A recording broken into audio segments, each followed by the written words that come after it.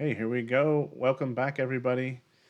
We are back, Omar and I, for round. What round is this? Round four. Round Round four. round four, but yeah, round Yep. four. And Yeah. covering Kamryn's games live from Las Vegas. And we don't yet have the live moves. It seems like chess.com is temporarily down. And also, there's probably going to be a delay in any case. So we're just going to try to follow along on from the camera view what's going on. It is Marcel Wilder is her opponent from yesterday. We might review that game as well while we wait for the broadcast games to come up. But for now, I think we can follow along well enough from the camera to see what's going on. And let's see. So we do have some moves. They have started. I'm so impressed that you can tell what the moves are from this distance. Yeah, the game went like this and here. So this is where we're at. Okay. Yeah. That's what you play, Omar, as white. Yeah, I will say, yeah. This is again, she's following my bad moves. I like it. Let me see what I can learn from this. Yeah, so Kamryn is sticking to a reverse London system as black now with this bishop f5 move. It's what she's comfortable playing as white. And so it sort of makes sense. The only thing is that she's going to be a tempo behind. So we'll see if Gotcha. that matters later on in the game. Okay, white is And I getting know this. that we're manually doing this. Just FYI, you've got Yep, okay, camera's name castles, I next think. to white on as the Uh, players. yeah, I can't switch that unfortunately. So just No, so no, you it's guys all know, good. Kamryn is black in this game at the moment. And once the live broadcast is back up, actually it seems like the whole chess.com Yeah, the is whole thing looks like it's down. down at I least for keep the moment. refreshing. I'll let you know if Oh, okay, so you can keep an eye on this. I'll keep an eye on that. great. And she's played e6. Okay, and she's going looking like she's going to get water. Mm-hmm. Yeah. Seems to be her routine. Play the first Yeah, four her or rotation five makes a couple moves, moves, then she goes and gets water. goes Yeah. gets water. Yeah. Yeah. That's not a bad I wouldn't have thought that it was planned. I have to ask her about that. Like is it on purpose to force yourself to get up from the board? Or is she just legit like Well, not no, having because time to once get once she water? gets that water, then she's sitting at the board for the whole game. I haven't seen her really get Right. up at all. So Yeah. Probably not easy to set your stream up, get situated. Probably like she's like, I'll have time to get water. Would be my guess.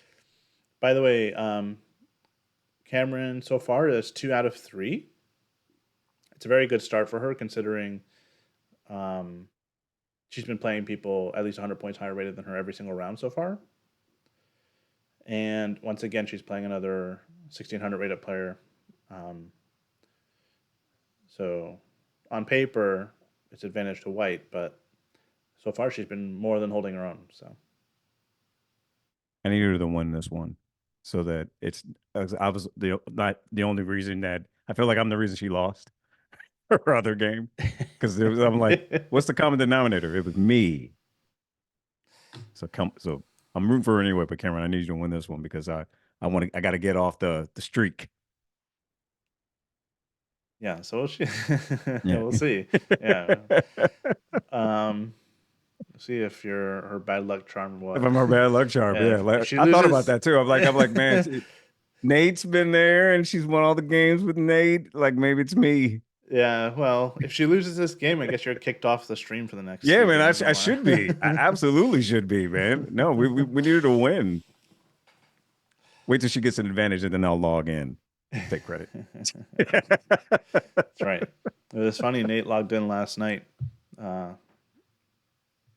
his usual like mid game to give some Mid game or analysis, so. and Yeah. it was pretty late, and he petered out pretty quick. He had to go. you know, Wait a minute, how long was he on? maybe 45 minutes or so. I don't know. Okay. Yeah, Okay. but no, But it what was then shoot, good. man, I might as well lay claim to some of that win. All right. Yeah, It was residual. Like we were building it residual. up Yeah, from earlier. That's what it was. Yeah. yeah.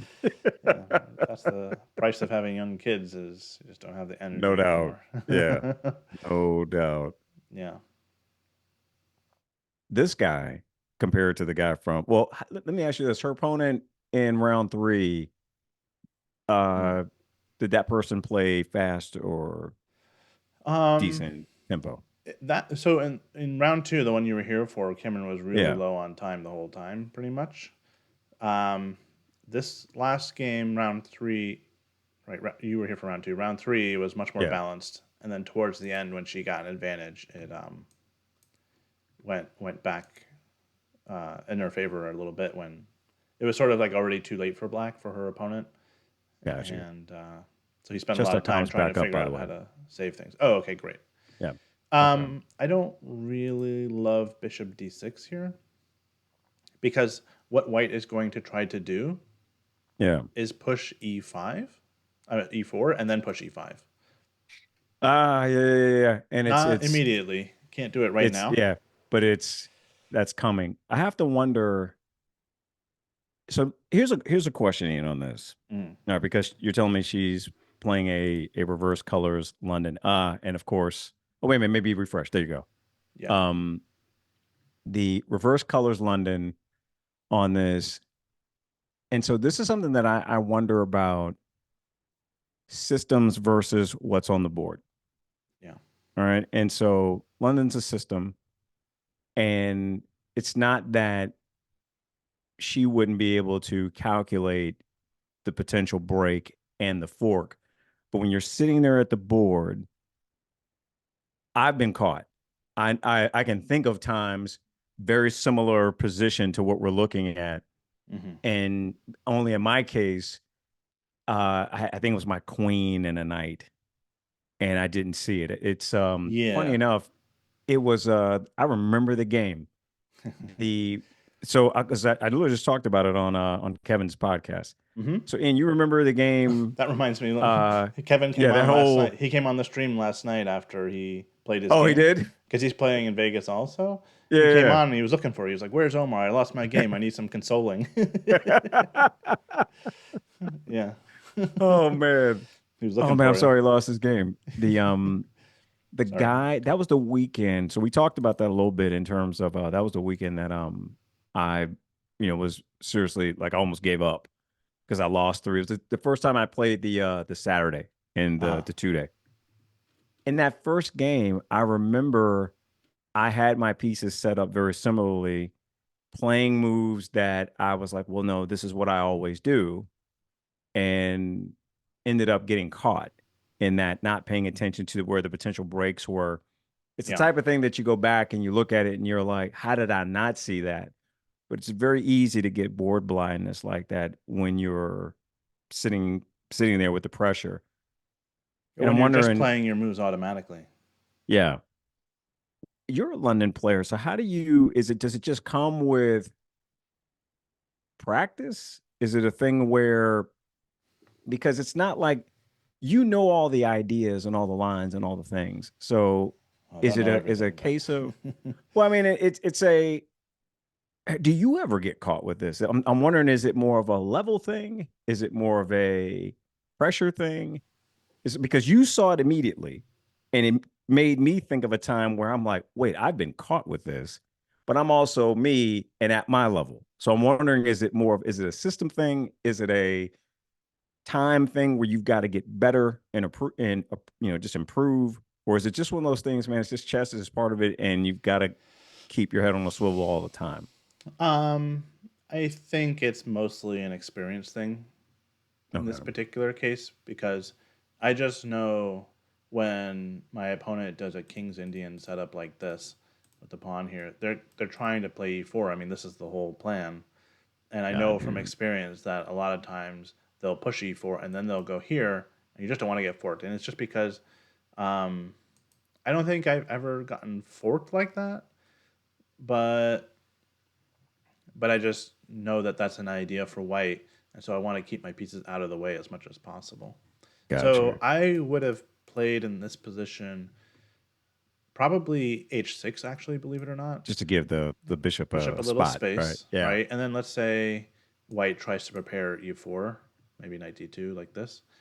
yeah. And after that, I would play bishop to e7. Now the thing is, if you're playing a system like the London, the bishop coming to d6, or usually it's from the white side to d3, is the natural best square for this bishop. So you have to be careful in a normal London where it's two d pawns facing each other like this. That does make sense to go to d3, but you have to adjust a little bit sometimes when your opponent's done Mm, doing something pretty different.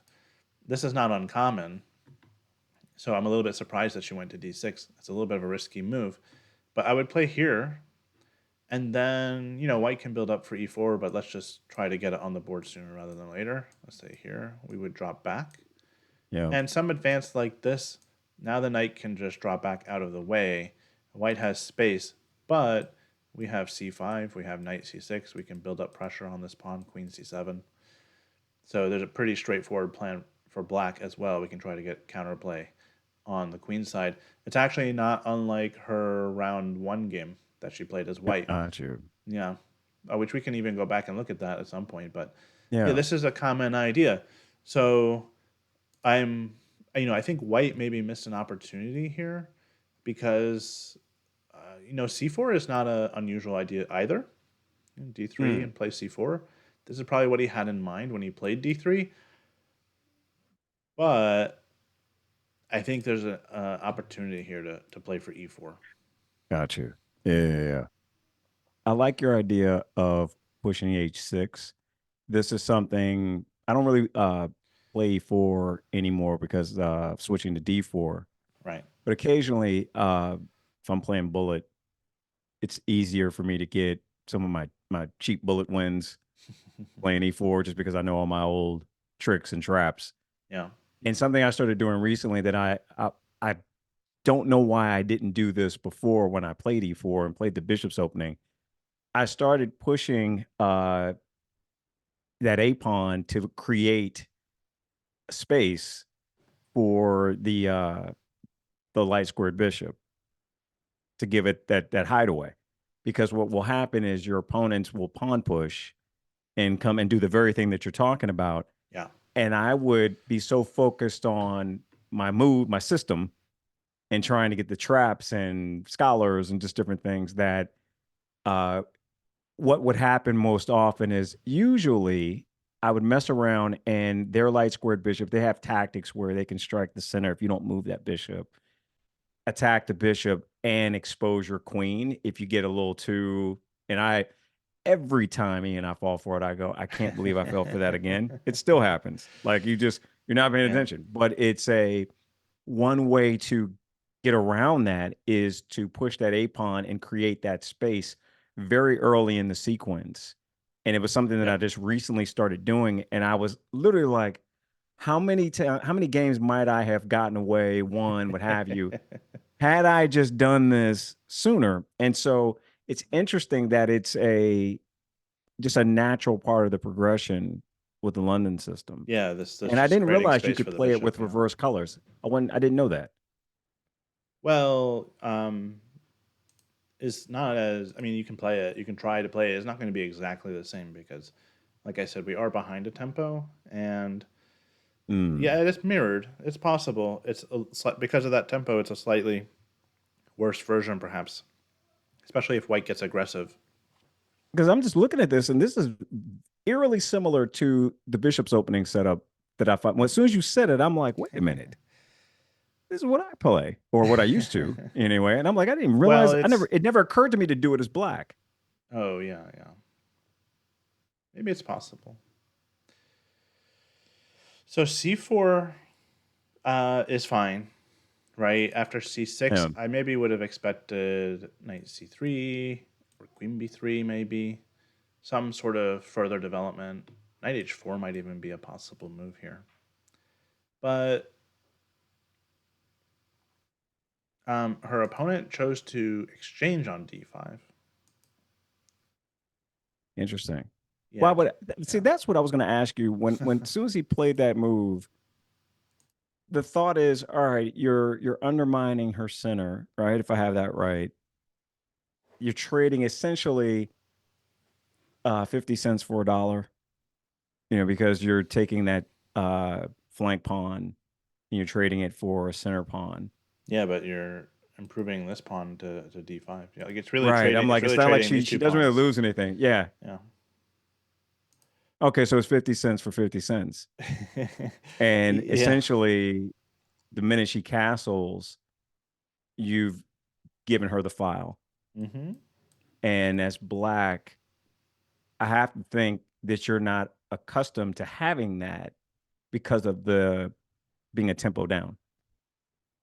I think even in a normal London system as white, like this kind of structure, if you get it, you're generally pretty happy. Okay. Yeah, there's I don't see any problems with black setup. It's very, very solid. White could still try to play e4 at some moment later on, but like you said, with the rook coming to the e file, I think that's going to really make that hard to accomplish. Not really ever worried about moves like queen b3 because we can go queen b6 perhaps. Right. And if a trade happens, we're happy. We open up our rook. Yeah. This pawn's not weak. It can go to b5. So in any case, we have one more move. We have an imbalance in the pawn structure now that I prefer a black structure a little bit more. We have more space, Yeah. a little bit more ability to maneuver around. And yeah, castling and getting the rook to the e file seems very natural right now. It almost looks like to me, it's almost like it's like black went first, just from the setup that Kamryn has been able to get. I'm looking at the activity that she has in the setup. Like I'm used to seeing structures like what white has Hmm. on the black side of the board. Yeah, right, because it would be a King's Indian setup essentially for black if it was flipped around. Gotcha. Yep, yeah, you're Gotcha. right. It's definitely much more common as a black opening, but perfectly playable as white as well. Um, there's maybe an argument to be made to play h6 now, because I do think if white's given the opportunity, knight h4,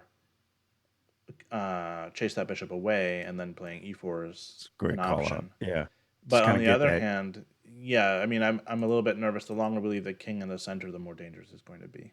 Yeah. So, especially if things are going to open up with e4. So it is important to, if we're going to play a move like h6, we have to make sure we're also going to be in time to castle, because otherwise she might need to castle right this moment. But these are probably the two moves for black in this position. I 100% agree.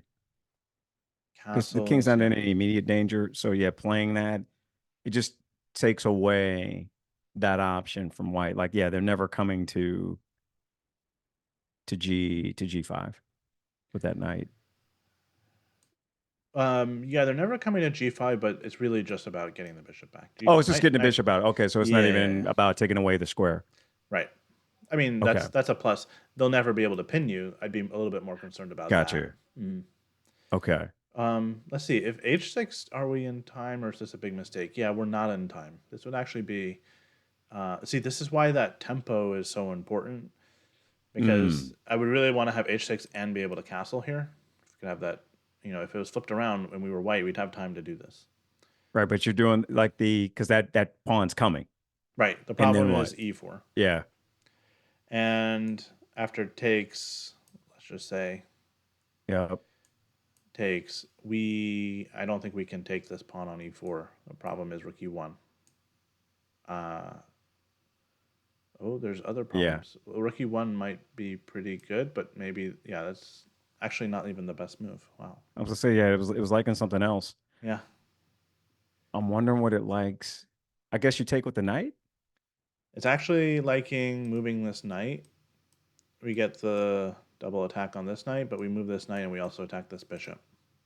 Ooh, So once again, without that one extra tempo to have retreated back, things are getting messy. So both of these pieces are in danger here.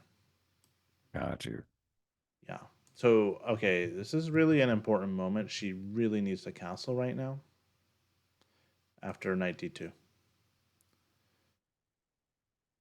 Because the only other decent option, I was just peeking because I was curious if Yeah. how urgent it is to castle. The only other decent option is to play bishop to e7. Oh yeah, And because you block any. I got you. Yeah, there's yeah, no yeah, fork problems later yeah. on. Part of the problem with h6, by the way, I should mention, is that after e4, if we just move the bishop back, then we get forked. So That's a yeah, great I mean, point. this is why I didn't want to play bishop to d6 in the opening. I wanted to play bishop e7 straight away. And so if she realizes that's a problem, um, I mean, well, she should just castle. But alternatively, going back, it's a really hard move to play because Yeah, you're just nobody's going to play that move here. yeah. It's retreating moves are hard to spot, and even harder, I would say, to consider when you're the one having to play them. Like we talked about that yesterday with undeveloping that queen. It's like, Hmm. well, do you do that? Yep. And you were like, that's actually the move you play, but no Yeah. one is going to want to do it because it's a. I worked with a master level player some years ago who had a hard and fast rule that they don't move backwards, and I said, okay, like I don't move backwards. And I'm like, well, at some point you kind of have to, don't you? They were like, no, no, I don't. I said, okay. That's a bad rule of thumb. That one said, yeah, that to me is a bad rule of thumb. I think that there are some instances where you should probably retreat a piece. Oh, there's plenty, and it's not Yeah, always retreating for safety. Sometimes it's you're trying to just maneuver to a better square, but it's somewhere else. You know, More yeah, often than not, that's what it's for. So, yeah, I mean, we can call it a strategic retreat if you want, but yeah. or Hard fast rule is this. regrouping. It came off kind of silly to me when it was said. I Yeah, felt like it was kind of hot take-ish. It's a cool thing to say, yeah, like saying, that's I true. don't ever castle. Okay. All right. Like, good for you. Let me know how that works out for you long term. I mean, if you're playing Black Lion, I guess maybe it doesn't matter. um, it's a good thing that Kamryn is thinking here because e4 is dangerous. It's already dangerous. She's probably calculating something along the lines of, um, let's say, castles e4 is still the best move, so Yeah. it's coming regardless. But in this position, probably we take it. And then retreat. Well, I I think guess we can you could capture it. actually take. Yeah, Yeah, you could actually I take. don't think we Yeah. can take with the knight because of this knight e4 move. Right. Um, Although maybe we can. Feels no. I mean, apparently not. So yeah, too risky. But we can take with the bishop, I believe. She's not going to like this option because it does part with the bishop pair at the minimum. Right. Um, but this would But you be safe. I equalize. think this Yeah. is safe. Yeah. Yeah. Okay. Wait, actually, it blocks up a pawn in this position. I forgot about that. Huh. Ah, okay. So yeah, okay. Yeah. Maybe white won't play e4 if they realize, oh, black can simplify and be up a pawn.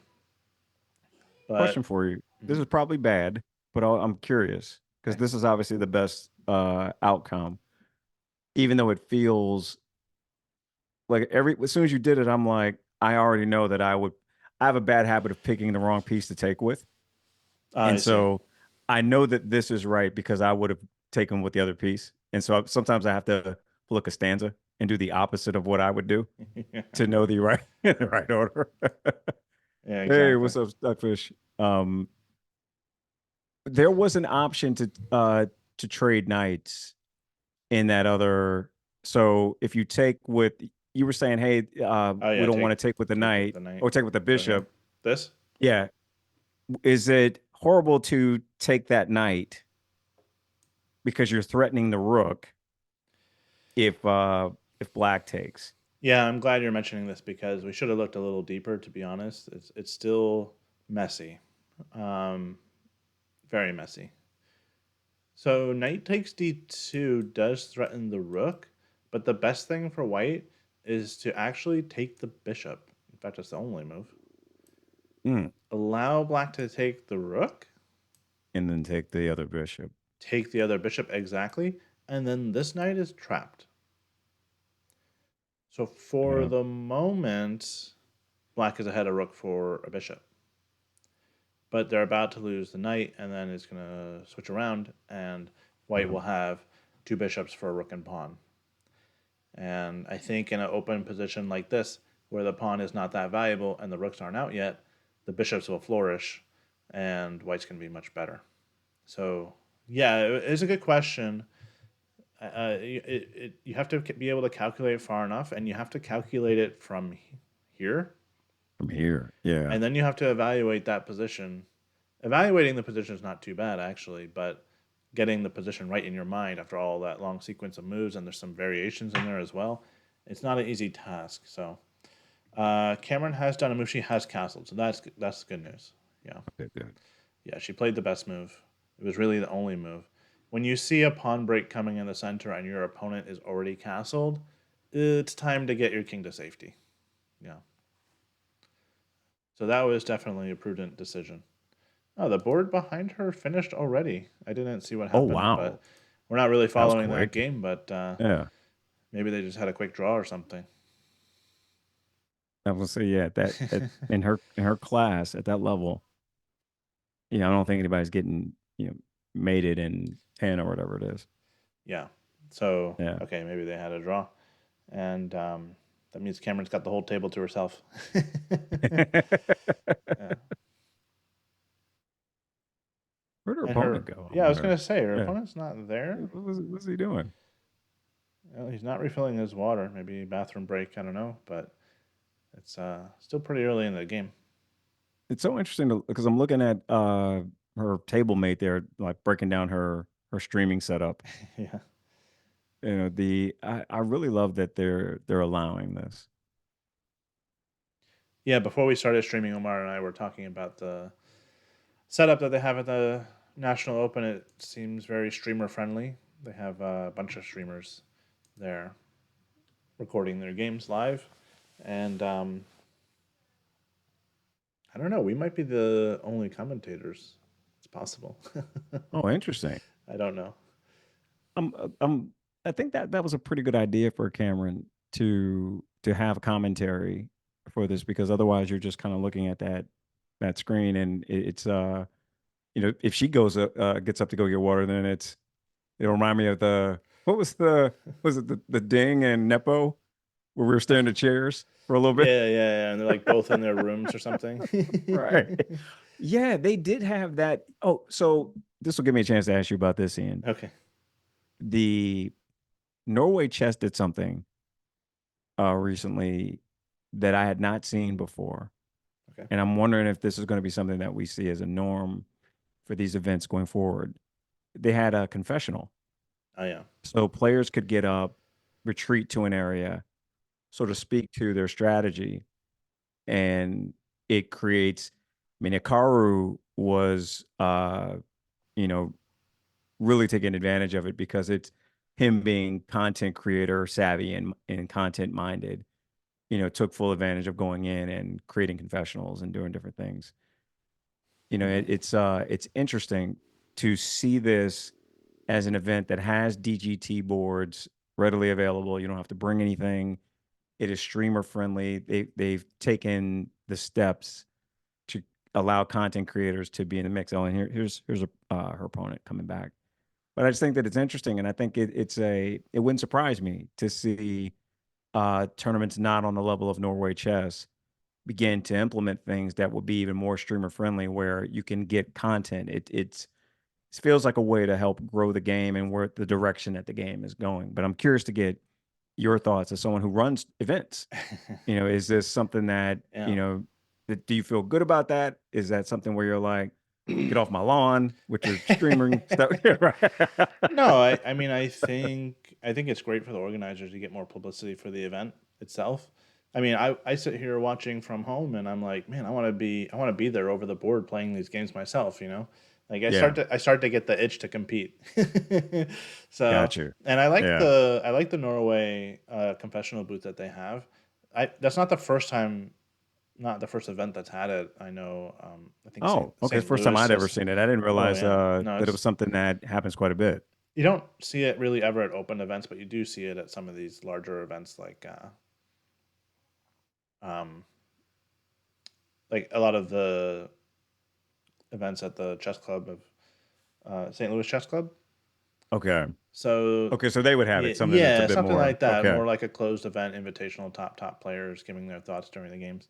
And in the past, like Gotcha. some people might do it for like a few seconds, but it seems like they're really pushing it for this Norway chess one, and a lot of people are contributing to it. And it's interesting to get the insights from the players during the game. You know, I think it's a great idea. And hey, is that Solveig? I'm wondering if that's Solveig. I don't know anybody I else that's a suspect rookie. so. Yeah. Okay. Hi, What's Solveig. up? Yeah. Um, the Well, given that they were on at 4 a.m. for the first round, if I do the math, maybe it could very well be her. fair, yeah, fair point. Yeah. Um, we talked about Norway. We talked her up. That's what we. So I find it interesting because if you're going into a confessional to talk about the position and what you're seeing, it kind of reminds me of Lee Chess has a thing where you can do whispers. And I've Right. utilized Right. that to sort of write down ideas, really to kind of help with analysis for Yep. classical games, because I can go back and say, okay, what was I thinking? And it just helps me Oh, I'm do written sorry. We analysis have after a the move fact. by white. We have Oh B3. yeah, what do you? B3. Now that's interesting. It's a. All right, you got to explain that with me because the pawn, like we've been talking about the pawn break for a bit, all the different variations that we looked at, and I'm scratching my chin and wondering why, like, why delay that? What does that move accomplish? Yeah, well, it could be that it could be that the white didn't really like the resulting endgame, assuming Kamryn played the correct series of trades, which would be bishop takes e4. It does lose white a pawn.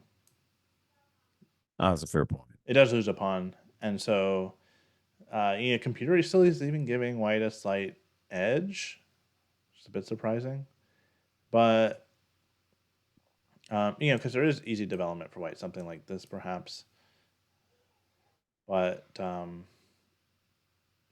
there's no good discovery for the knight to move away and attack black's knight. We just go back if we need to. So yeah, I think this maybe if white calculated this, it's not super attractive. It's hard to realize that you're fine. Maybe you could say, okay, I can fight, but it doesn't feel like it's a winning try for white. So he may just be waiting on e4 until a better moment. And in the Gotcha. meantime, we do need to figure out a way to get this bishop in the game. And Yeah, yeah. so yeah, b3 makes sense. It makes You want sense to go because here. he can fianchetto. That makes okay. Yeah, That makes sense to me. it shouldn't Okay. really be dangerous for Kamryn though. I mean, she can play some very natural moves here. Rook e8, knight d7. Just finish her development. Even h6 once again. So if knight h4 happens, she can just go back to safety here. But yeah, maybe in the meantime, it just makes sense to develop a new piece. I like knight d7 in particular. But yeah, actually, maybe both moves are good. I was going to say it controls the center, but so does the rook. Actually, maybe rook is even better because it a little bit more control over e4 makes it that much Yeah, harder yeah, for fair white to point. actually play Yeah. it. So we're probably going to get one of these moves and bishop here, and I imagine we might get both moves, rook e8. Gotcha. Rook e1 or rook c1 makes sense in a position like this. Rook e8 was played first. Okay. Okay. Yep. Yeah, so bishop here, knight bd7.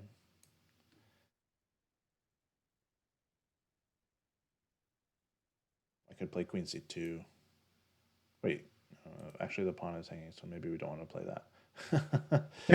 You know what? White could actually play queen c2 instead of little trap, perhaps. I don't know how bad this is. It looks pretty. Um, there's What are you knight thinking here? d4. I'm thinking this. Right. Okay. Oh, Yeah. that's nasty. Yeah, I think she would spot this pretty quickly and Yeah. not fall for something like this. But This feels eerily similar to a game from my last event where I pushed a pawn up too far and then took with the rook and ended up having to sacrifice the rook. Something very similar to that, where like my piece got trapped. Yeah, it's always a little bit dangerous to snag a pawn. A lot of times you see it with like a queen coming and grabbing something on b7, but then the queen gets Right. chased around a lot. It actually happened in her last round game where, not last round, the second round, the one we looked at. Remember when she grabbed that center pawn, but then the queen got chased around and never found a safe square. Yeah. Um, so this is the Okay. live position, by the way. You Yeah, so called both of out. those Yeah, moves it's happened. exactly what you called. Yeah. Yeah. Um, right, they're just the natural moves to make, and you can do them fairly quickly. Yeah, and if white does play queen c2, you can. It's just so suspicious that they would leave this pawn for you to take. Like Yeah. you're going to be looking for what's going on, and probably you'll spot knight d4 pretty quickly because it's such an important pawn for white. Like you can't just lose that pawn. Question for you. Yeah. Would you Yep. would you play that now, that knight move? Or is it just a waste of time? Would I play it now? No, I might play knight h4. Okay. If I'm going to move the knight to attack the bishop, I'm going to go to h4 Okay. because then. Well, here's the thing: if you go knight d4, Yeah, the it just bishop gets just away. goes But if you back. play the other way, You can you at can least still take get it. it. Yeah, you Yeah. have the option at least to take it. Yeah. We could still see e4 coming soon because there's discoveries where the bishop gets opened up. Once the rook's on e1, I don't think black can ever really stop e4 from happening. By the way, even knight h4 now is a possibility, and after bishop g6, take it. So if Yep. white wants to play e4, they can do it. I don't know how good it is right in this moment, but it seems like it's playable. It's an option. And Gotcha. knight h4 is on the board. Yeah, and again, this is the frustrating thing about trying to play, the same system you play as white as black is that the one tempo really does matter. I really wish that we had h6 in. That would be if it was black's turn in this position, that would be the move I would play. Gotcha. And without it, once again, there's an issue now because we are going to have to either put our bishop on an awkward spot or allow it to be traded off for the knight. Yeah.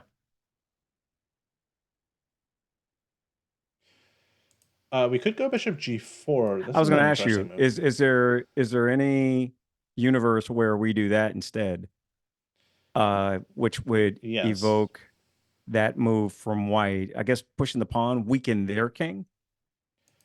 Yeah, normally in this type of situation, if the e2 pawn wasn't in danger, actually, I think bishop g4, now the more I look at it, might be a very interesting try for her.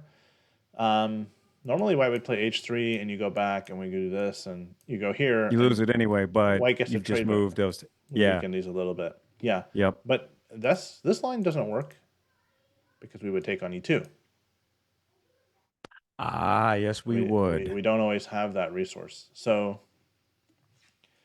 yeah, that's a little interesting detail. Is that bishop g4 might actually be a little bit annoying for white, Yeah, I like and that. they either have to maybe go back, Yeah. and then they've lost a tempo, but the really big question is, can they play f3? See, that's what I was thinking. And Seems like the answer you've is no got, for some reason.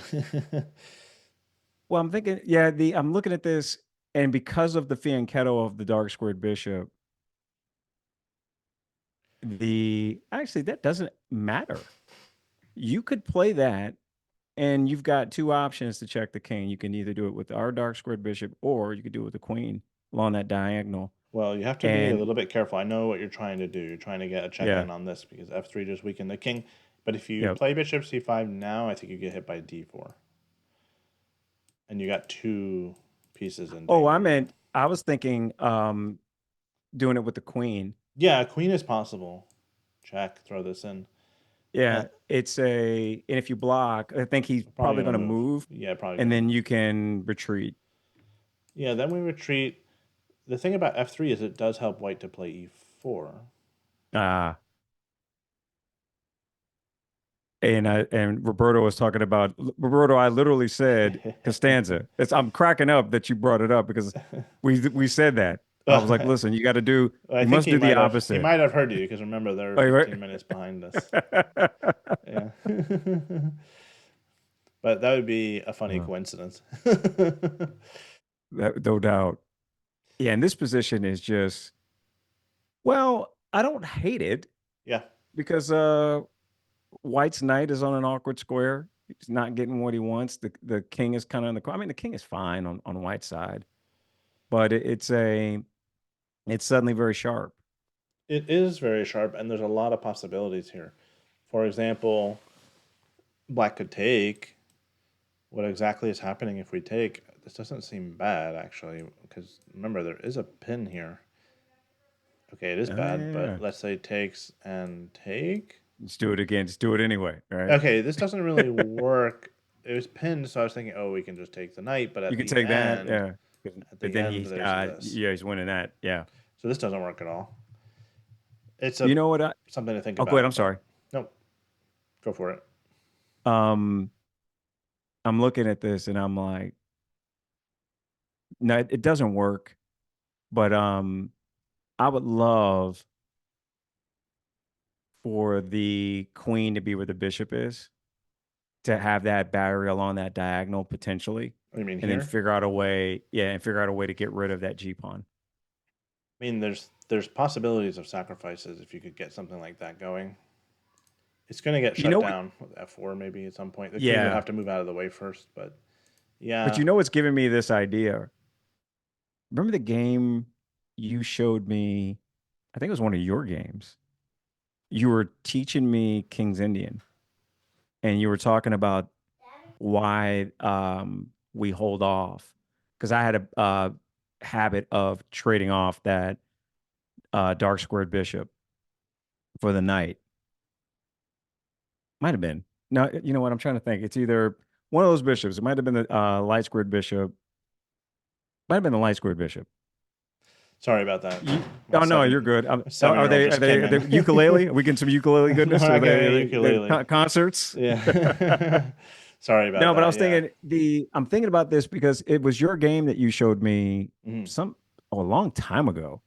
Um, where you won it with style. Like it was like I just remember like, wow, this is nasty. That's the way you did Well, it. I like to show the But it games was, so that I win in style. Yeah.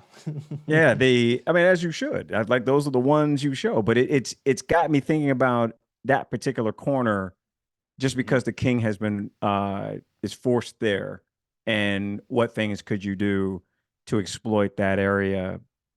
Um, are there any possibility? But yeah, I don't mind this. I like the chaos, there. Well, we're gonna Curious to get some see. chaos because she has Yeah. played Bishop G4, and Yes, Kamryn. she's not just retreating and being passive. She's being a little bit aggressive. There is a weakness on E2.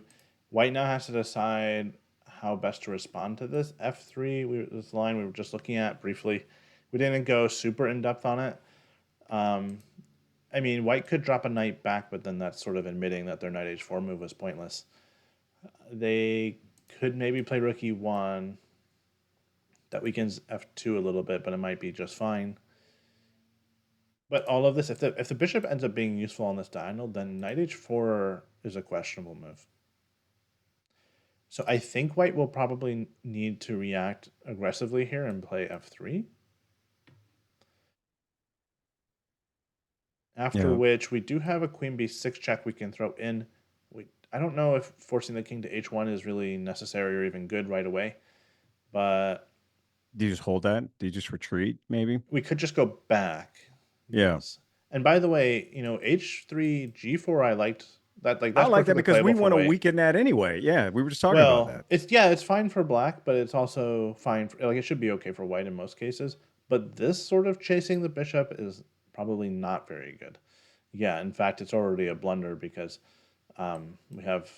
Oh, wait a minute. There's some tactics. Yeah, actually, we can You can take actually this. take that, can't you? Yeah. Ooh, yeah, yeah. We can take this because after pawn takes, there's queen h4.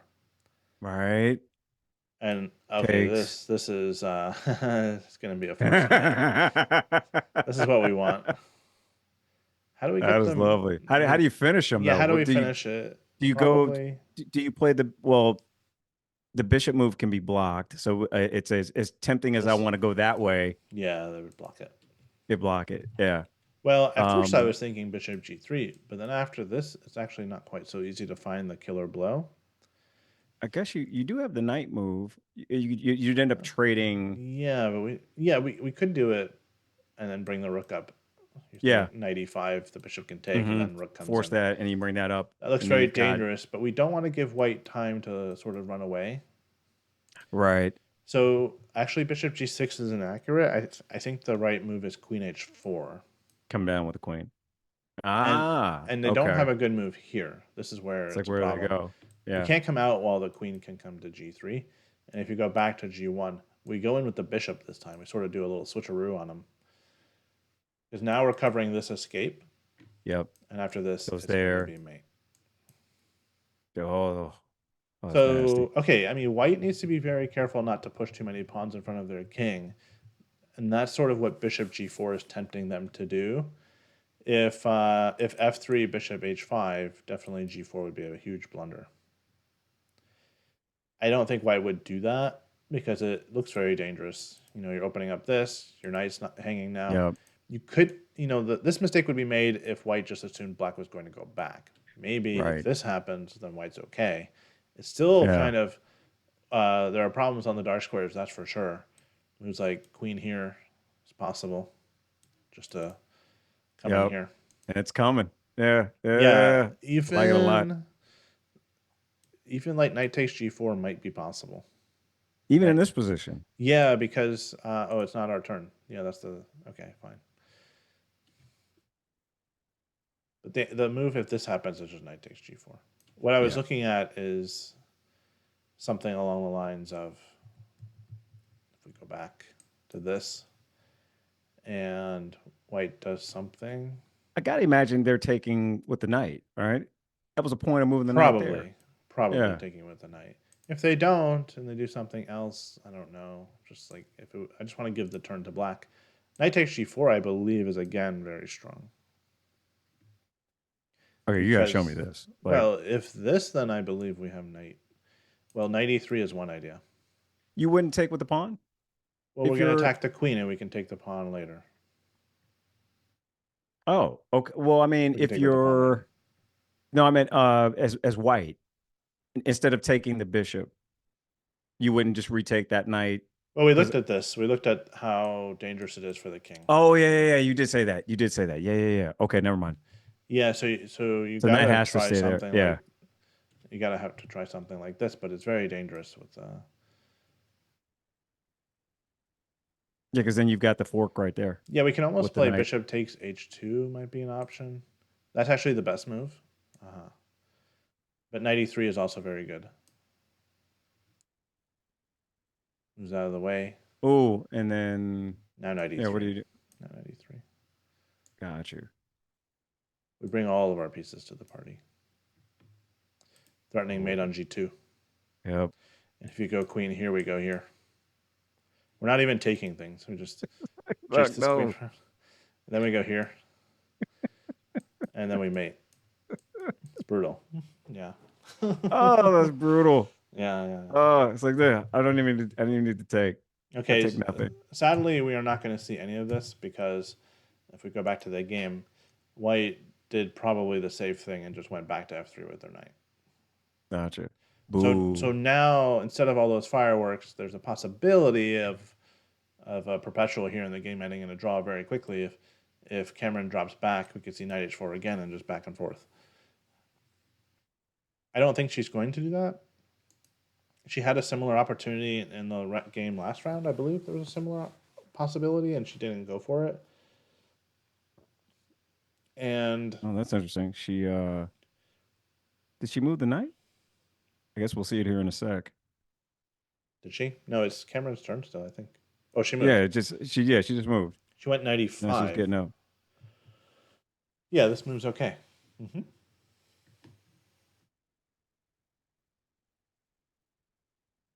Yeah.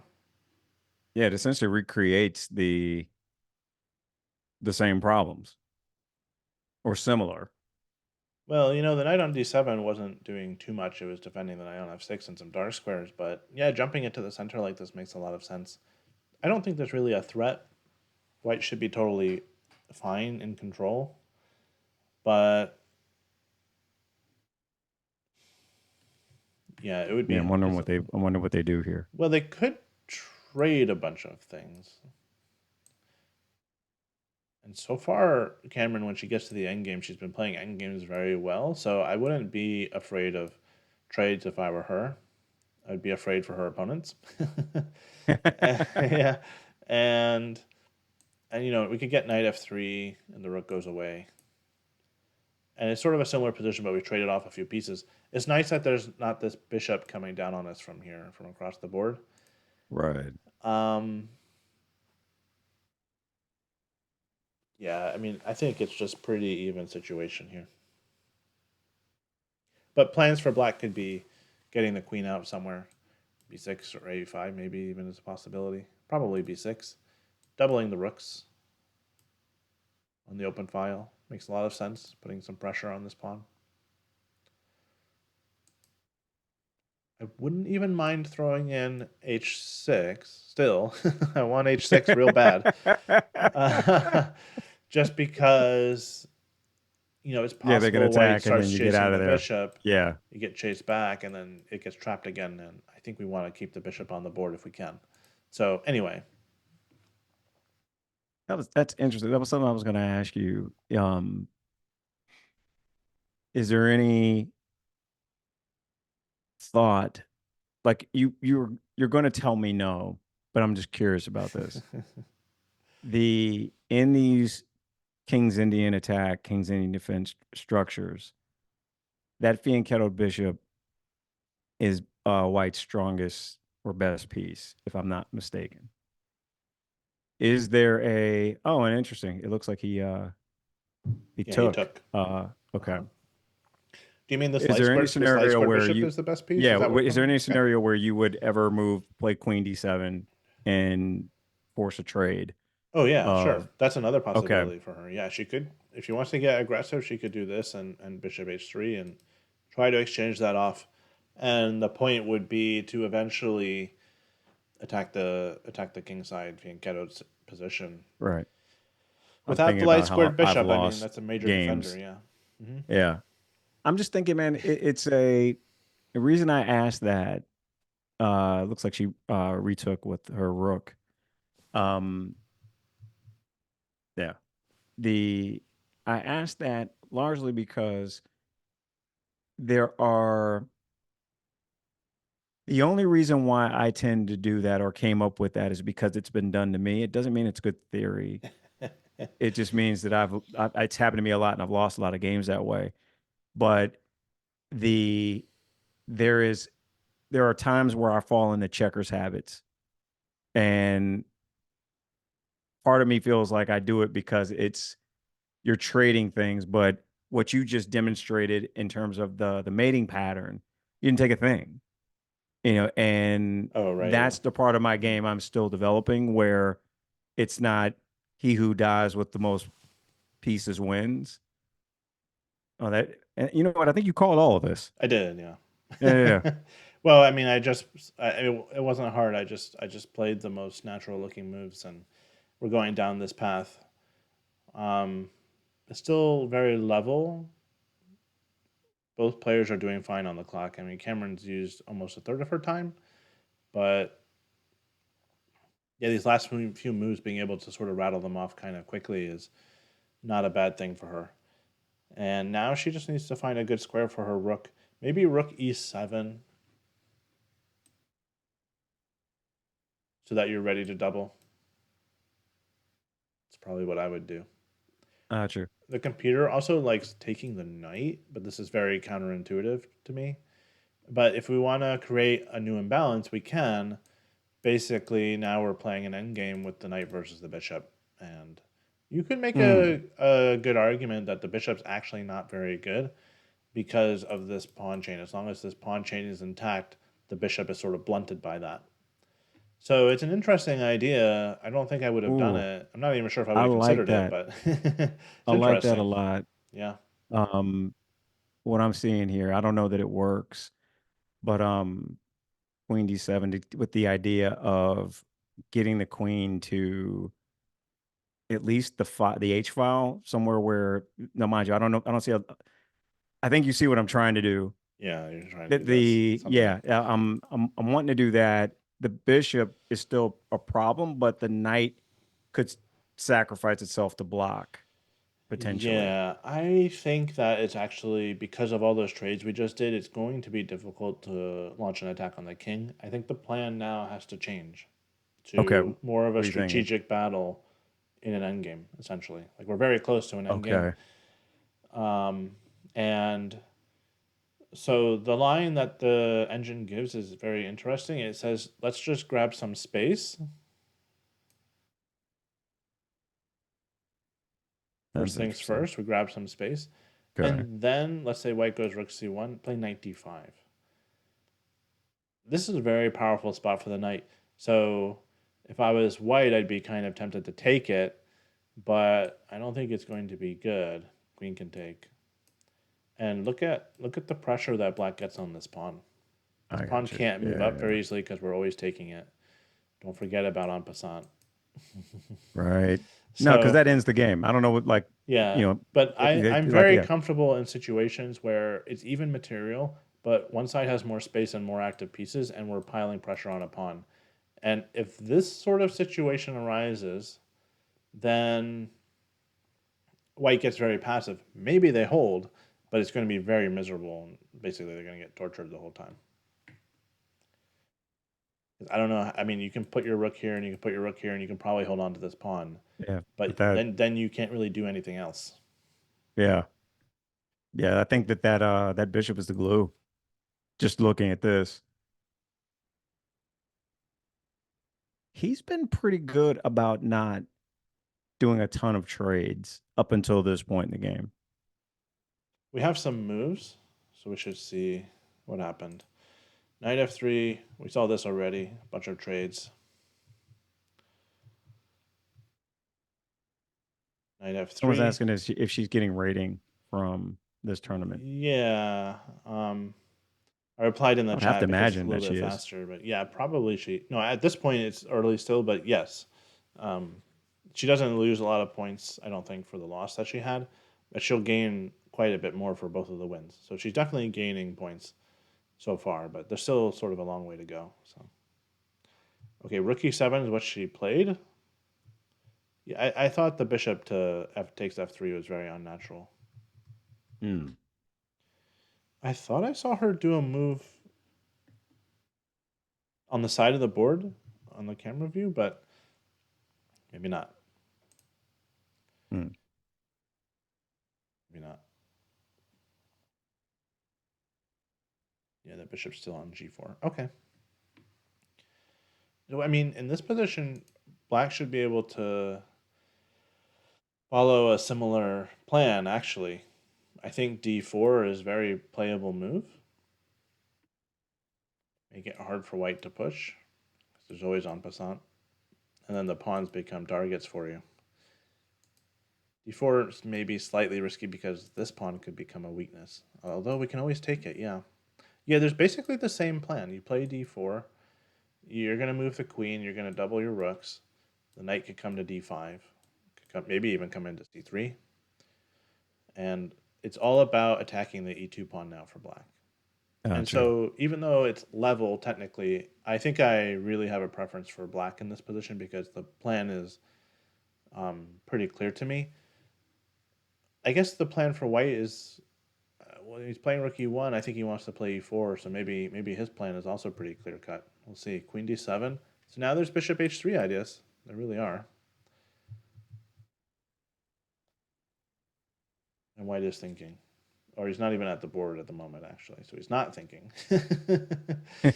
But he will be soon. It'll be his He turn will to be think. when he comes and sees that. Yeah.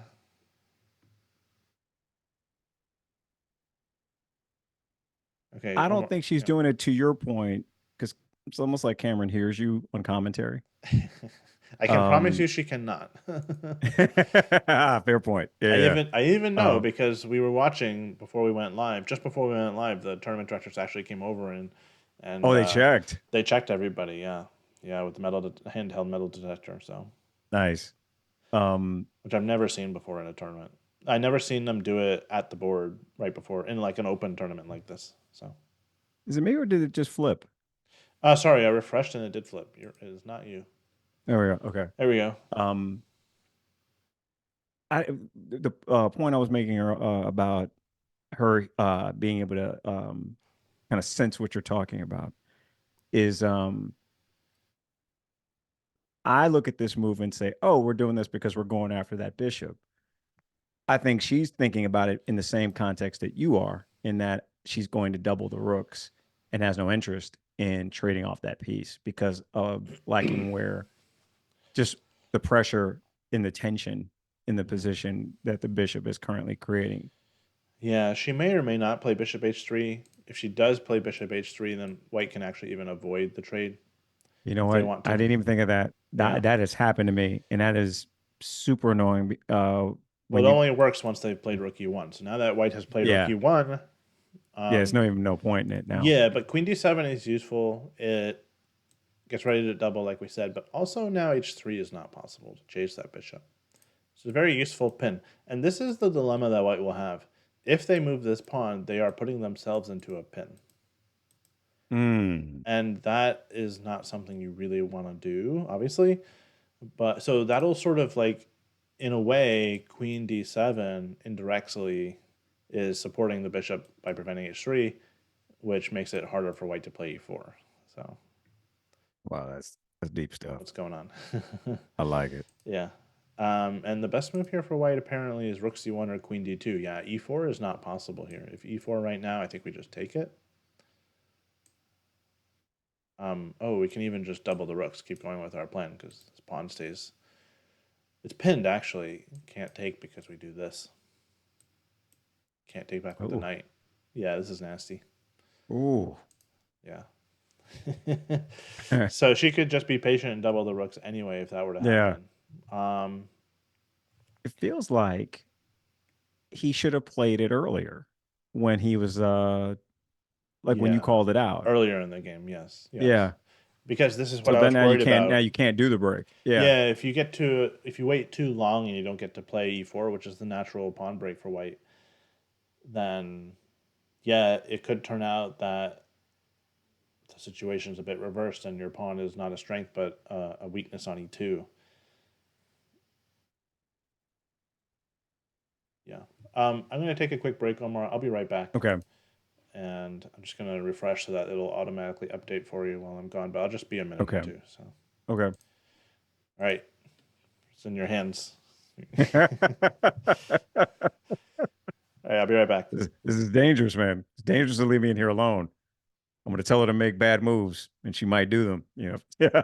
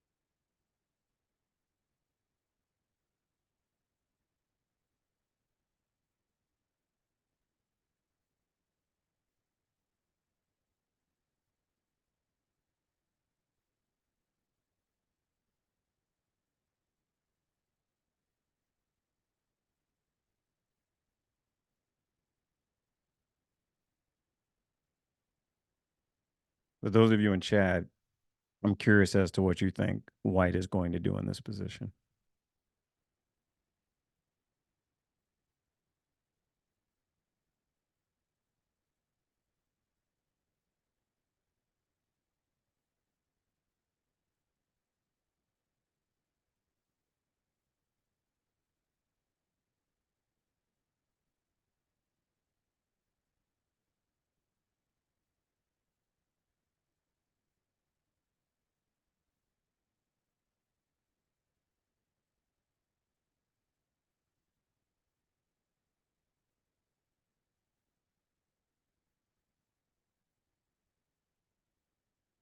You know what? I almost called that out. I almost called out. White has played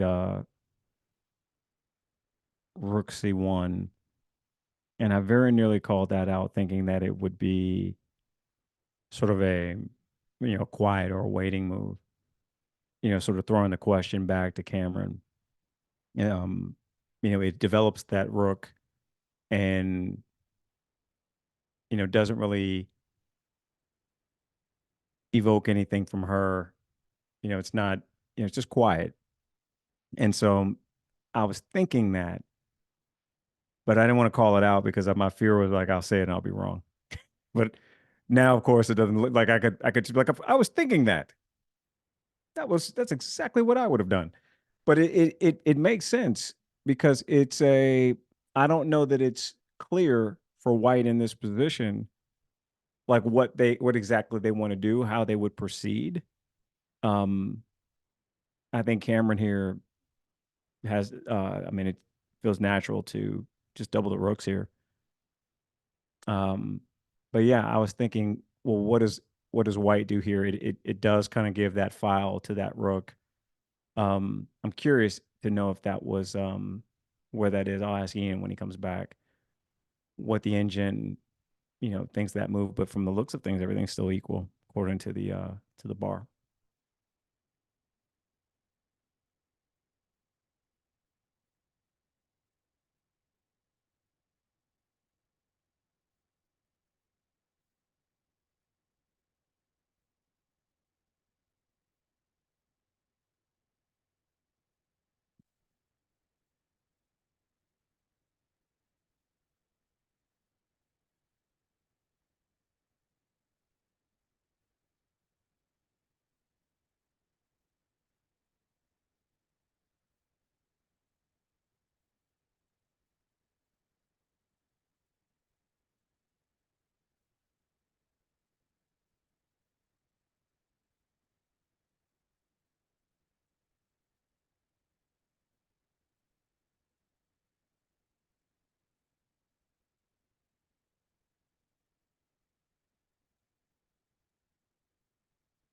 Interesting. I would not have called that.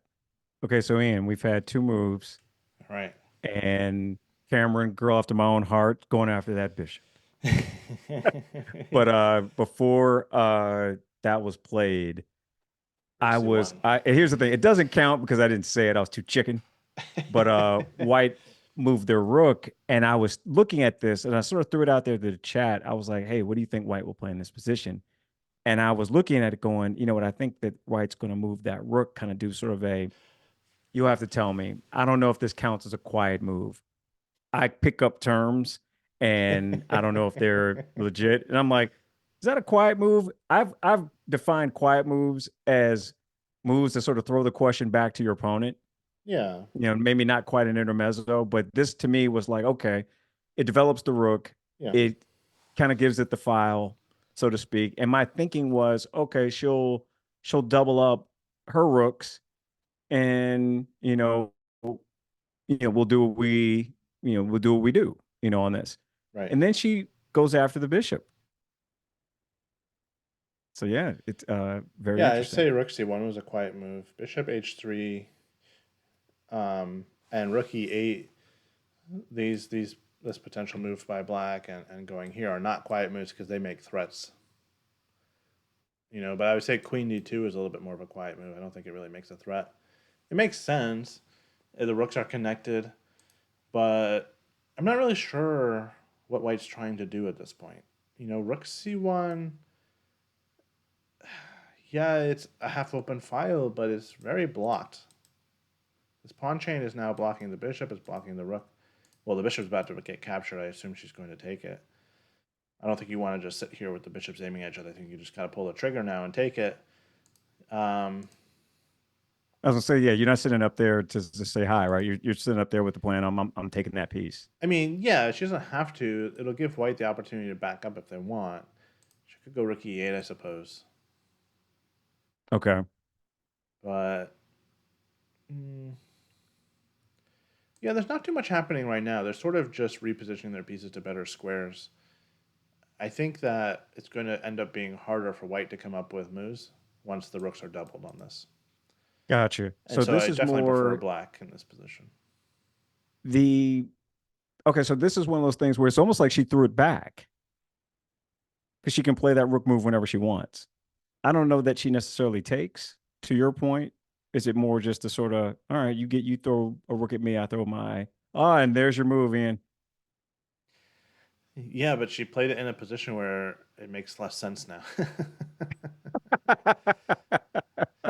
I mean, I guess it's fine. Listen, we can't have everything. It I doesn't, know. listen, you're going to get it. It's a, no one promised it would make sense. We just said it would go on the board. No, I mean it does make some sense. You're controlling like the knight can't ever jump in here. The queen can't come in here if white has maybe queen d2. There were some ideas of bringing the queen in, Gotcha. but it's not for the purpose of hiding the bishop anymore. That's sort of gone out the That's window. gone. Yeah. Yeah, exactly. Um, yeah, interesting moment to play that move. Yeah. But I guess if you're trading off, like the light squared bishop, short of her opponent moving that knight, even if he moves the knight because of her pawn structure, there's really no just it's not getting in the game, and that is I'm surprised to your point earlier that White hasn't tucked away if he doesn't want to trade it. Maybe he doesn't care. Yeah, maybe doesn't care. I don't Yeah. know. Yeah, we Yeah, have a I mean, difficult there's time. part of it is maybe white doesn't mind the trade so much. Even taking is Okay. probably okay. But if the trade is going to happen, white can be doing some other useful moves instead and let black take and just take back with the king. So at Oh, you least know they what, don't Ian? waste a tempo moving the bishop. I see it now. I didn't see it before. Um, you mentioned the knight coming to because after the trade, the knight can't come and get a tempo on the queen, can't attack the queen because of the pawn move, because of h6. So she plays that because Oh, I see. uh yeah, that I get like I was thinking about it and I'm like, huh. Because if white trades that and you take, then and that's there, then the knight can If attack. something like this, um, Well, I'm thinking white I was takes. actually thinking, yeah, it takes queen takes, and then yes. Yeah, it's true. I just don't know how dangerous this actually is for black. We can I just think move it's away. fool's gold. I don't think it Yeah. does anything, but it's a looks scarier than what it is. Although Sh- the queen does protect. Yeah, So I mean, it's just having the knight there being annoying. she might like well, it's maybe annoying, but we can chase it away afterwards. But she might be thinking about something similar and wanting to keep the queen on h3 with a knight coming in here to try to get some I like attack that going. too. I mean, And there's I'm here no for that. no knight g5 to chase the queen out. The only problem is that knight g4 doesn't threaten anything as long as this knight is here. So she'd have to Right. play knight g5, but then also figure out how to get the knight off of f3. Maybe you could do a rook lift like this and try to take it. It's possible. So there's some attack maybe on the horizon for black, but it's also I don't think that white should even take on h3 because you just wait for black to take you. Your king actually becomes a pretty good defender of himself on g2. So Gotcha. queen f4. Okay, I wasn't expecting this move. What is the purpose of this? One thing that comes to my mind is that if white wanted to play e4 and they can't do it now, is that we can take and there's this is a little bit pinned perhaps. Maybe we don't take there first. Maybe we take here first and then take. And anytime white takes, there's a queen trade that they may or may not really want to allow. So thank you, Elena. We got being rated, everybody. Welcome. Nice. Welcome, everybody joining. Although that was a little bit ago.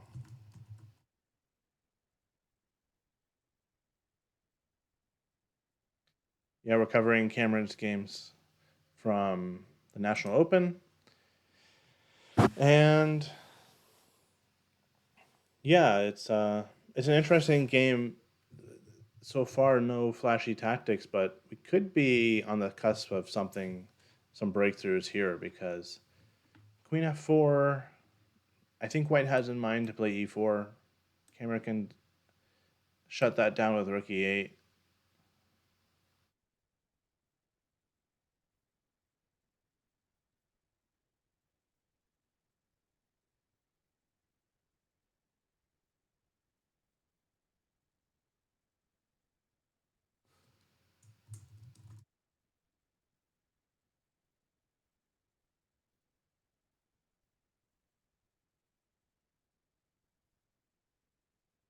You know that game, Omar, that was in the background?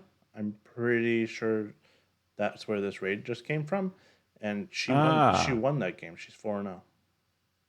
Oh, wow. She won that game Nice. in I mean, that Maybe was about like 30 minutes 50 real time. or Yeah. less. Yeah, total time of Yeah. like 15, 30 minutes. We were Yes. like, It took her longer to pack up her streaming gear. yeah, Good Lord. yeah. That's something. Must have been some sort of opening trap. Yeah, I thought maybe they had just taken an early draw, which seemed kind of weird. But okay, we have a pretty level game here. Still, I think Black's pieces are better coordinated and more active. There's a weakness on E2, and yeah, so I don't know. I'm trying to figure out. I guess just having the queen there is this scary, air quotes. I'm wondering what that's Yeah, doing. yeah. Well, it gets out. I was showing that situation where the pin mattered a little bit when White plays E4 and we take everything and the center clears out and the queen is sort of in the Right. line of fire. So it gets out of the Ah, way yeah, of yeah, yeah, that. yeah.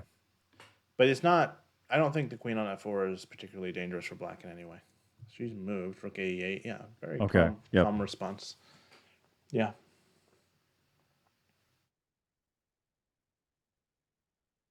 I think it's going to get to the point where it's going to start to get harder for White to find moves than Black. You know, and when that happens, White might try something risky.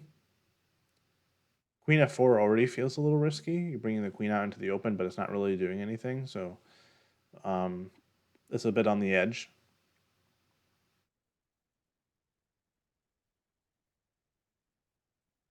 But I do think it's going to get to the point where there's a lot of pressure on E2, and there's potential for mistakes when there's that kind of when you're on the defensive like that. So on the other hand, I don't see how White ever brings any pressure to Black. Yeah. I'm thinking, trying to think of like what I would do here. Right.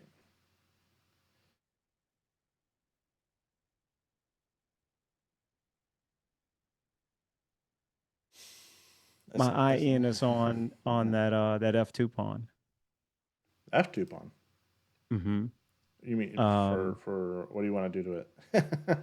um, but my idea doesn't work as much Mm, as badly as I would like for it to. Um,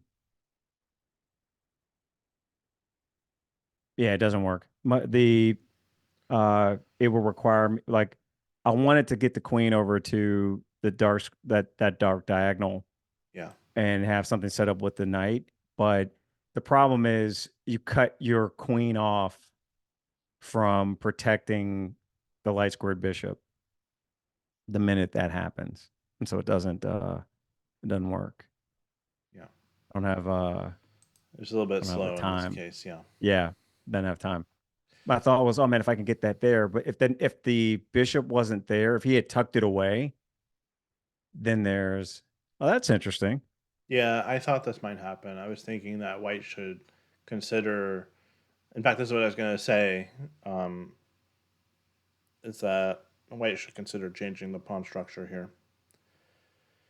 Now, it might backfire a little bit eventually. I do think that Kamryn should trade bishops because what White is likely going to do is also play d4, and then there's going to be a lot of holes on light squares. And by transforming the position, there's no longer the weakness on e2. Let's say takes and takes, and we need a move for black. It's actually now hard for Kamryn to come up with a move here. It's tricky to say what the best thing to do is, Hmm. but let's say,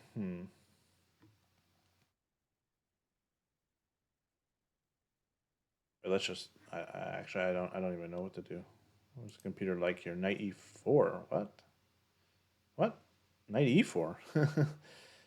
That's interesting. Oh, Oh, maybe it's to get the rooks in, I guess, maybe. well, no, it's hanging the knight, but they can't take because there's rook takes e4 and the Right. queen is trapped. Oh, okay. I like that. Like I'm here trapping for the that. queen. Yeah, Yeah, yeah. I yeah. like that a lot. I'm here for that. Wow. Okay. Yeah. See, like that's why I was a little bit suspicious of this queen f4 move. I didn't see this sequence. Knight e4 is very sneaky. I don't even know if it's That's really interesting. that good because Yeah. white doesn't have to take, but there's always going to be some issue with this queen being out here and maybe running out of I squares was or getting thinking going attacked. the other way, but I don't think it works. I think the queen just gets away. Yeah. I was thinking going to h5 with the knight just Yeah. to do it, Go here. but You I can go don't. over here. Yeah, there's too many things it can do. What I do think white should do, if I can just find a move, like a normal move that doesn't change much, is to play d4. Okay, you can't maybe do it right now because it does allow rook Because that's e4 come. ideas Yeah, look, again. it's the same idea. Yeah. But if they're able to do this, and if the queen weren't in such an awkward spot on f4, then there's minority attack possibilities on the queen side. Somebody said that in chat. Minority attack. Uh-huh. Yeah. Can't see who it was, but the Yeah, it's probably really the only plan for white when you have this imbalance with the it's Carlsbad pawn structure setup with the minority attack coming down here on the gotcha. queen side. So it's a very well known idea. It's sort of arising from a very different opening than typically happens. But yeah, this is white's chance to try something like this. The basic idea is you get your pawn to b5, you're going to trade one way or another and create some weaknesses in black's pawn structure. And white could, white actually goes on the aggressive, goes on the attack with the two pawns versus the three. But black's plans in those situations are usually centered around counter attacking on the king side. That might be kind of hard to do with the way the pawn structure is and without a light squared bishop to attack on these light squares. So something like this, the computer, well, okay, the computer only likes black because there's this rook e4 move. I think that, yeah, white probably can't quite play d4. Could maybe try a minority attack without it, but it's not as effective because at some point black maybe just pushes past. So, yeah, we'll have to see what happens because e3 is definitely an interesting move. She could decide to back up the bishop and maybe not trade bishops anymore. That's an interesting Mm. idea. Could change her mind about that. There is this weakness on d3. Maybe even bishop f5 is an interesting move. To force it, you think? Yeah, well, actually, white cannot play d4 because of Right. rook But e4 here. yeah, So, yeah, you're tempting white to do it. I like that move because of to your point. It's well, I'm wondering yeah, it's just I'm looking at it. I just don't think none of this works out well for white. And that pawn is just sitting there. So I guess um you'd have to play e4 here. e4. So force it. Oh, but Sort of e4 forces it, doesn't it? you lose a pawn though. Yeah, I think you're I going to do got it either way. I The got if too you many pieces on it. Yeah, if you save your d pawn, then you essentially trap your queen, right? So I was thinking the Ah, lesser of two evils. okay, yes, but we can save the pawn in other ways. We could protect it Oh, you could just move with the the rook. rook. Yeah, yeah, you could just Maybe protect this it. rook. Yeah, yeah, yeah. Yeah, let's say rook d1. I mean, the computer's giving the best move here for white is queen d4, and it's just even. The Gotcha. queen sort of gets out of dodge a little bit, but it's sort of awkwardly placed in front of a pawn like that. It's a strange move. If this happens, I don't know that white finds queen d4. That's a very, very strange move. I would I would suspect they would realize their queen gets trapped. They might go rook to d1, or maybe even bishop f1. Bishop f1 is also good. But let's say rook d1. There's something bad about this move, and I don't see what it is. Hey, Bishop Stars just gave 11 subs to the channel. Thank you. Awesome.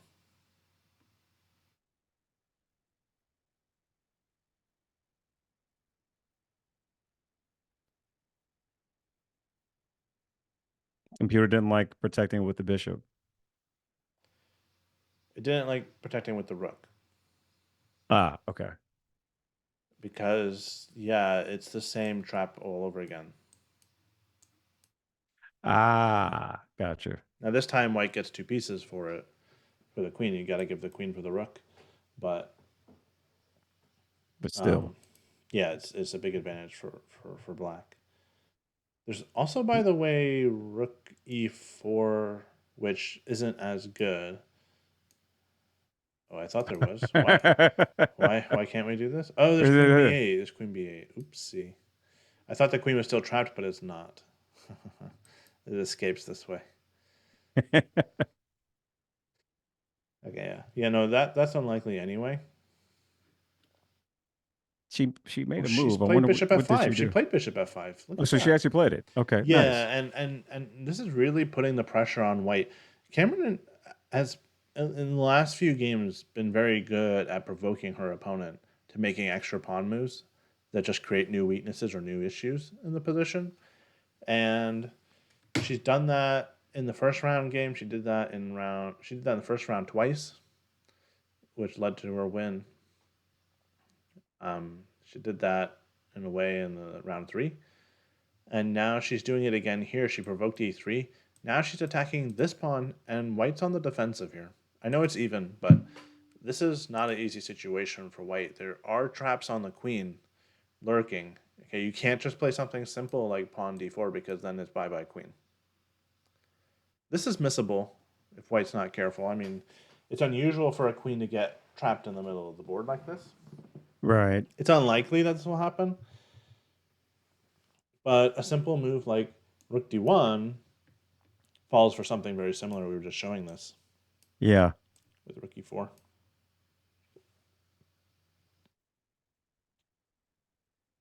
So that would hurt. That would hurt a lot if I'm Yeah. Mr. Green Sweater. I would I would be very sad. But it's interesting, man, because you called it out when he moved his queen there in the first place. It's a dangerous spot for your queen to be. Mhm. It's just to your point, it just becomes a target. I have to give major props to Kamryn also for being willing to and recognizing when it makes sense to switch plans. Because she We were played talking about bishop that h3. earlier, Yeah, man. and Yeah. she played bishop h3. The clear plan is she wants to trade bishops. Her opponent created a weakness over here. Well, the only piece that can attack that is the bishop, and she was willing to drop back. Yeah, Yeah. that was a very good move. But you we literally just talked about it. It's like Yeah. those are hard to see. It's hard to retreat. I talked about the guy that Yep. like I'll move back. Right. I never moved back. I never move back. Yeah. Uh, That's a lot of discipline. This is yeah. teaching me a lot of things just looking at this because the knowing me, I'm taking that bishop and Yeah. probably not never even thinking about this. He did move his He queen. did. Good on you, Yeah. green sweater man. That was His name is that was Charles Davis, in wise. case you're curious. Oh, is that his name? Okay. Yeah. Charles it, Davis. it is. It is here. Yes, we can call him Green Yes. Sweater Man. I'm sorry. I'm sorry, Charles Davis. Apologies. um, no, I mean, I definitely give him credit because No. um, he sort of had an answer so far for everything Kamryn has been throwing at him, even though nothing's been too crazy. But she's been building up pressure here and there, and every time he's answered very accurately. So You know, it never occurred to me that actually you could protect with the queen. You could protect that. Like we were thinking, I was thinking like the bishop, the rook, moving the pawn. Actually protecting with the queen never occurred to me. Hmm. because I think I was so focused on how can we trap the queen, never considering that she can defend herself. So right now, oh, okay. I was going to say Oh, this and it pawn is in targets that danger. that a pawn. Yeah, yeah, yeah. Yep, that's easy enough to deal with. A6 is sort of an automatic move. It's about a 15-minute advantage for white here. So it's not too relevant now, but we do want to keep an eye on if that time disparity grows because it still almost feels like we're in an opening. It's the middle game, but it's early middle Yeah. game, and a lot could still happen in this game. To be honest, this could be a very long game potentially, So let me unless ask you somebody this, Ian. blunders something. Yeah, Yeah, and I haven't seen that yeah. from either It's player. hard to blunder here. To be honest, everything is very well protected, and the queen is actually surprisingly safe on d4. There's no dark squared bishop to attack it. The more I look at it, the more I'm like, huh, how do we do something here for black? Yeah, it kind of switched up from I don't see any moves for white to white has sort of untangled himself. Well, not I like totally, not totally. There's some issues for white.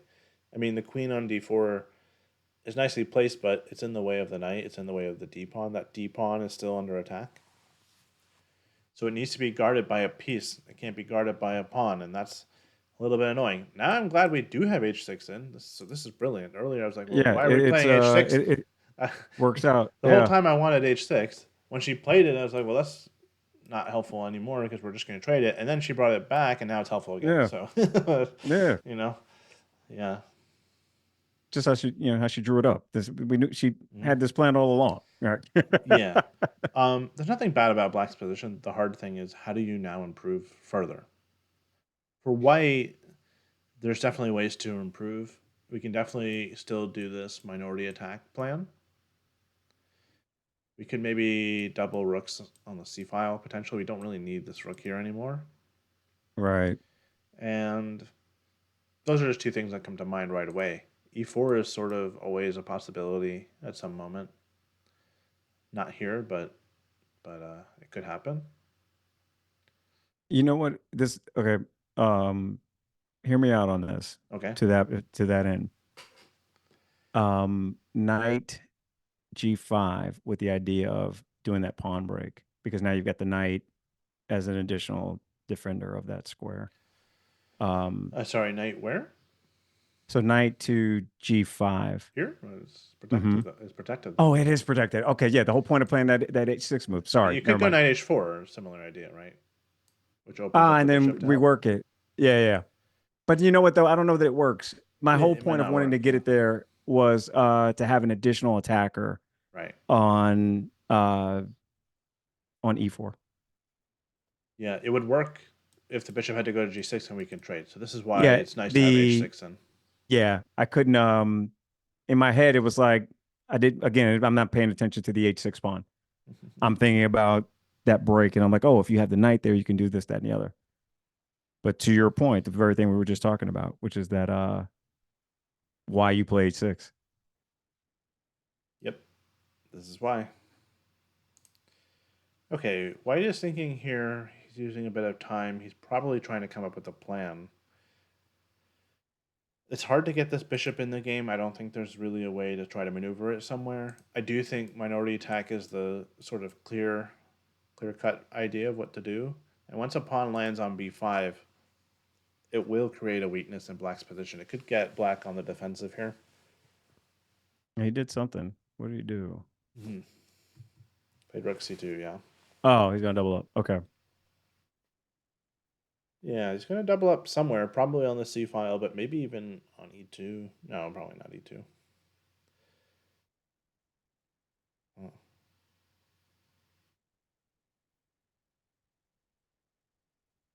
How do we improve for black? What do we do?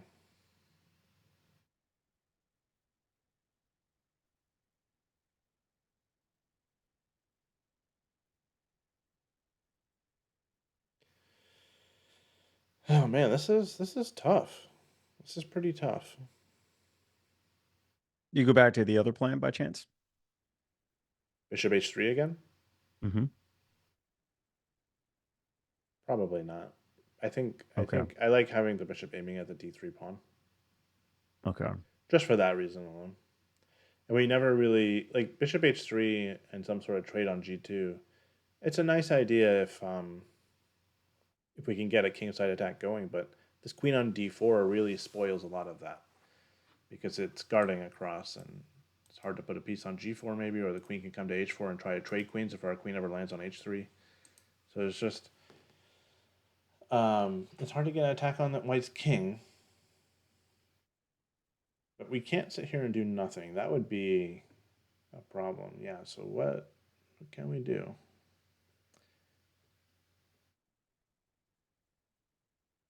I would love to chase this queen, but I just don't even see a way to attack it.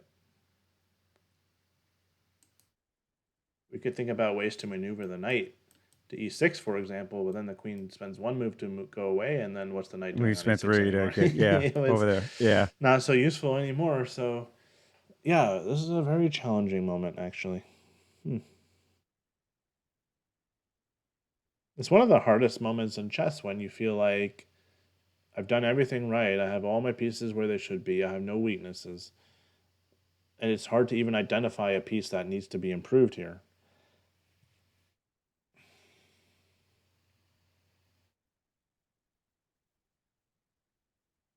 Meanwhile, white has a plan of b4, b5.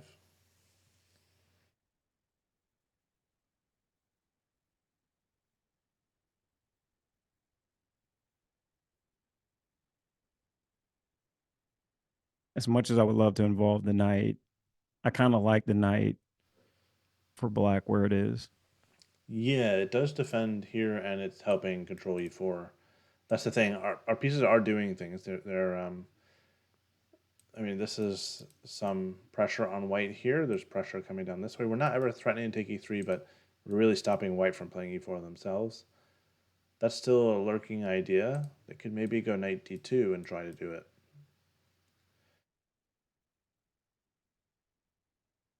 Trying to think if there's a way to swindle that pawn out of the way of that rook, since he moved the rook into position to where I just don't see a way to do it. Yeah, I don't either.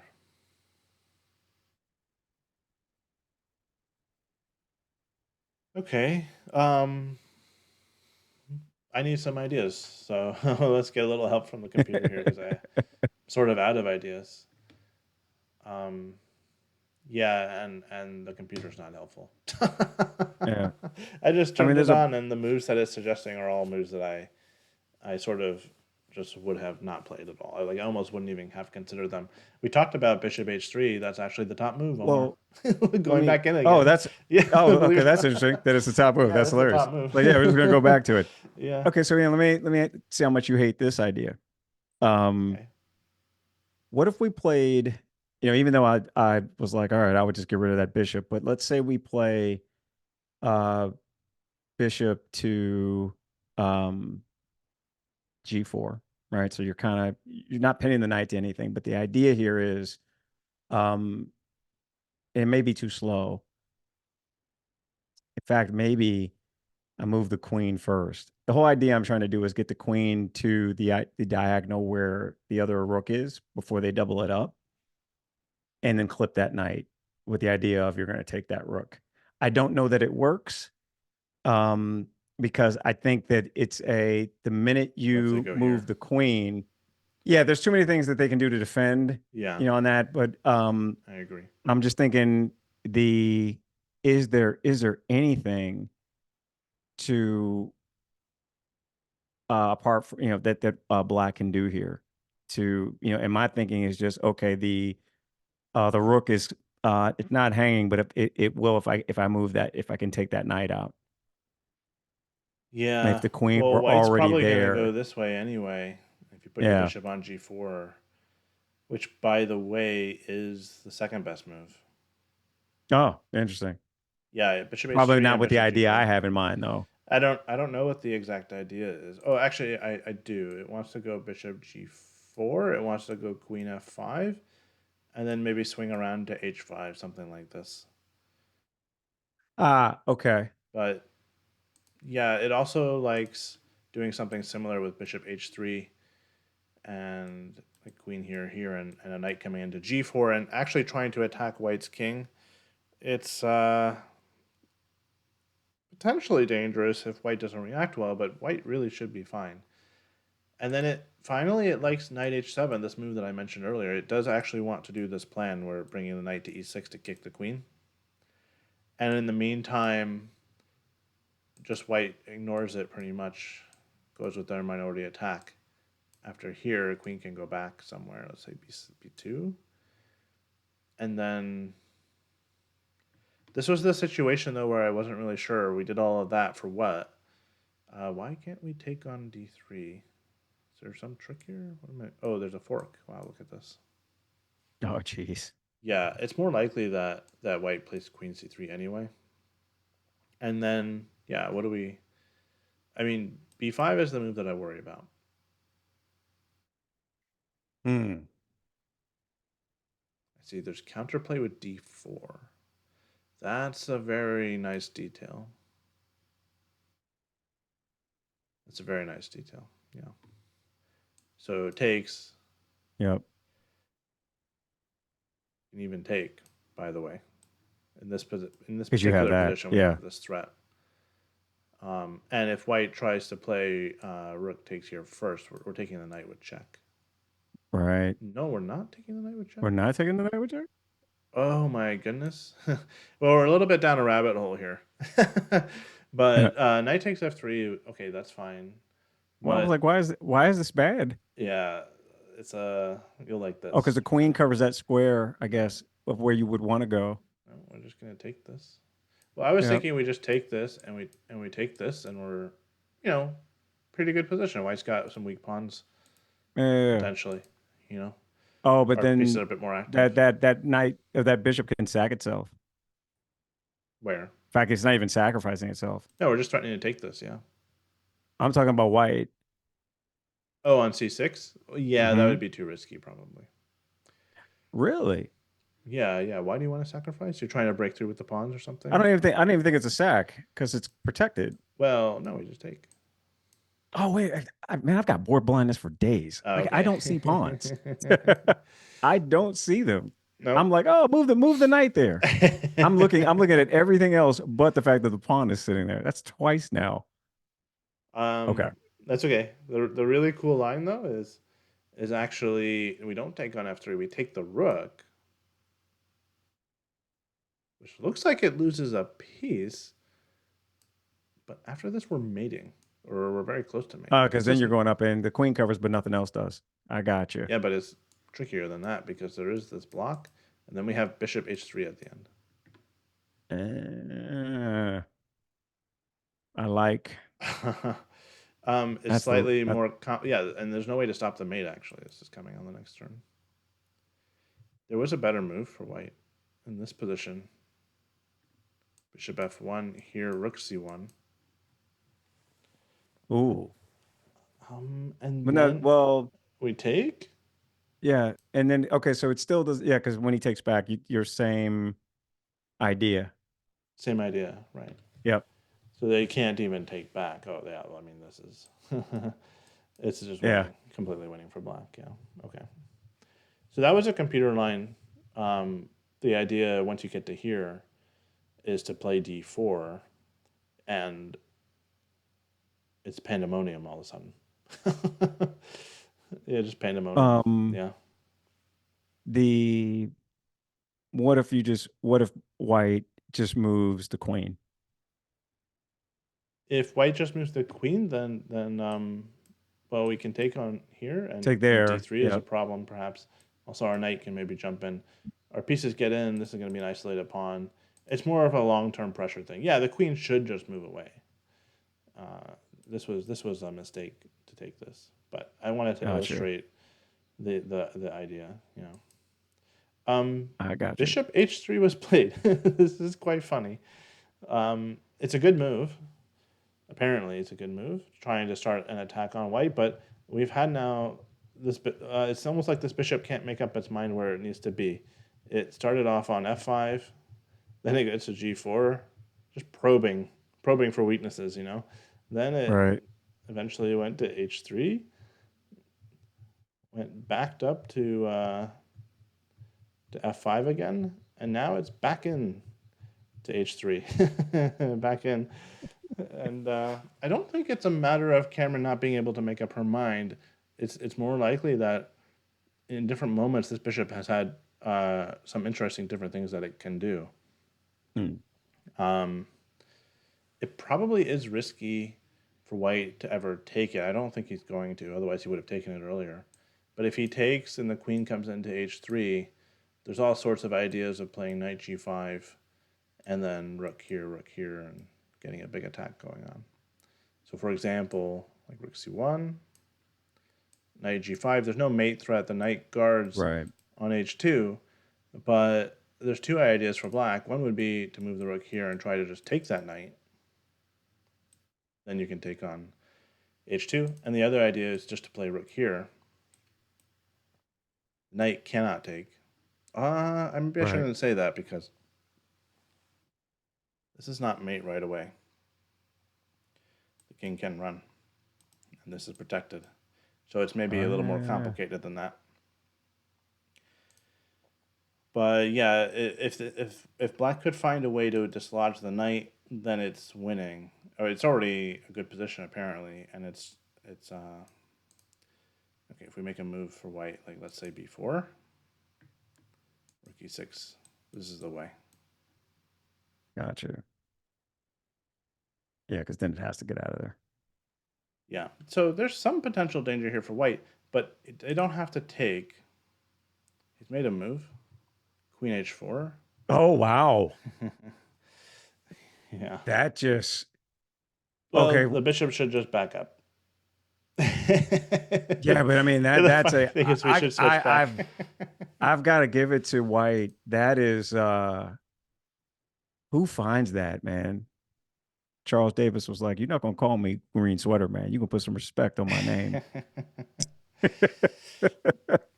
Well, That's a find. Good mm-hmm. Lord. Who that queen went from being like, why is it there to the star of the show here? It's really sort of the only piece for white that's actually doing something to make threats against black. It's sort of doing everything. Yeah. I'm still worried for white for the queen's safety. At some moment, it could definitely get trapped. I mean, bishop to g4 is a move here, and this queen has no moves. So you could imagine a situation where, like, if this knight moves away, we just go rook here, and we win the queen. That probably won't happen, but she should play bishop g4 and sort of continue this bishop dance on this diagonal. It keeps going back and forth to different squares depending on what makes sense. Like now it sort of makes sense to go back to f5 and attack this pawn again. This could become a perpetual if we get this Right. repetition.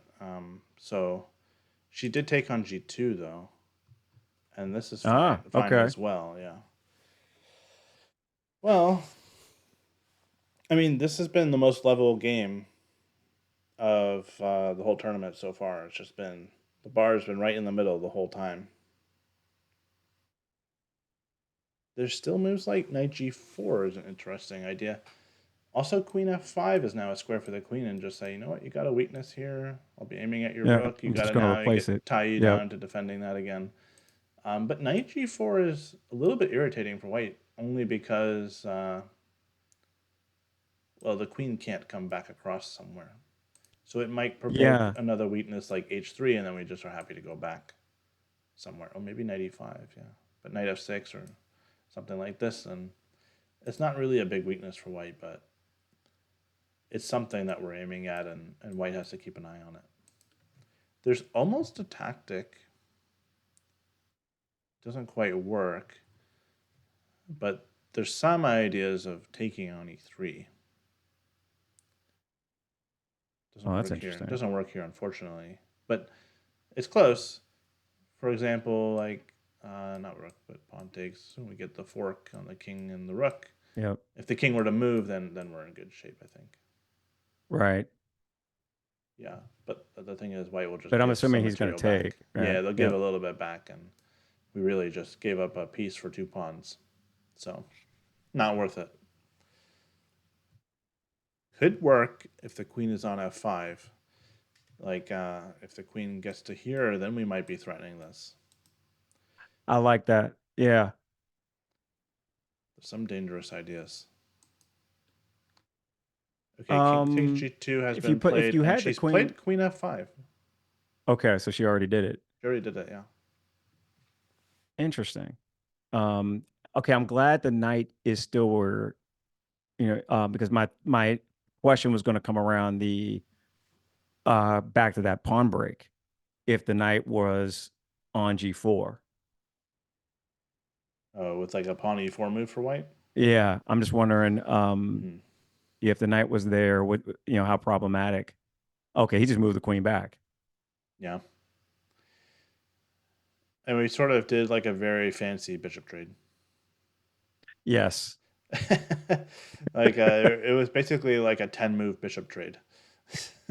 Yes, it was. But you know what though? It speaks to like they couldn't really think of anything. And Well, so I get yeah. that. Yeah, it is hard to do much here. Yeah. But actually, you know what? White has this very clear plan on the queen side. He hasn't gone for it yet, and I'm wondering if maybe he hasn't really come up with that idea. He's been so focused on the king side and the center that maybe he hasn't really thought about trying to get counterplay on the queen side yet. And now he might start thinking about it because e4 for white is still impossible. There's just too many pieces covering that. But there's no pressure here on the king. There's no bishop trade or attack for white to have to worry about. So if he sees that there's nothing to worry about on the king's side and there's no pawn break in the center, his eyes might come to something like this. And the danger is I can just show a little bit, but I also have to find some moves for black, I guess.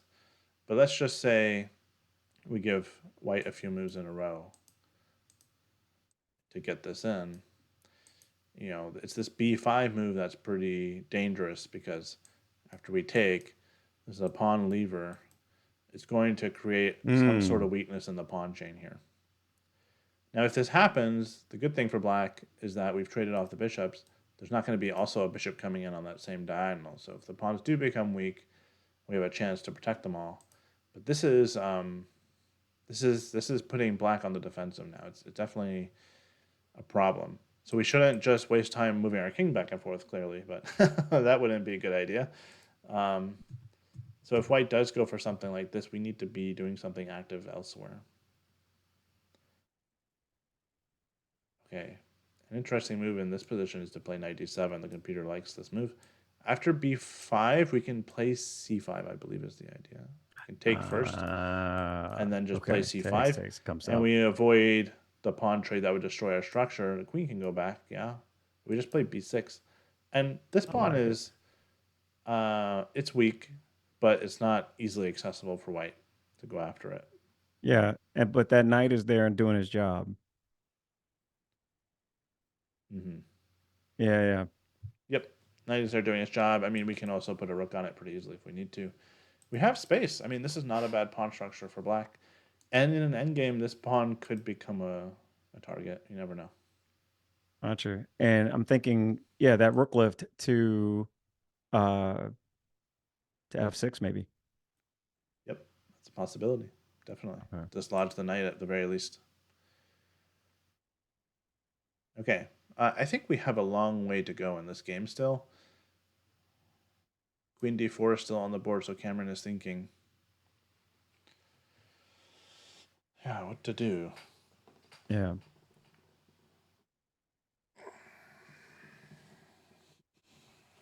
But we don't have to worry about improving our bishop anymore. That's been solved. We have our rooks. I mean, they don't get much better than this. If it was an open Right. file, yeah. Um, and I mean, I don't know where we'd put the queen. Maybe the knight could be improved somehow. But I don't really know where to go.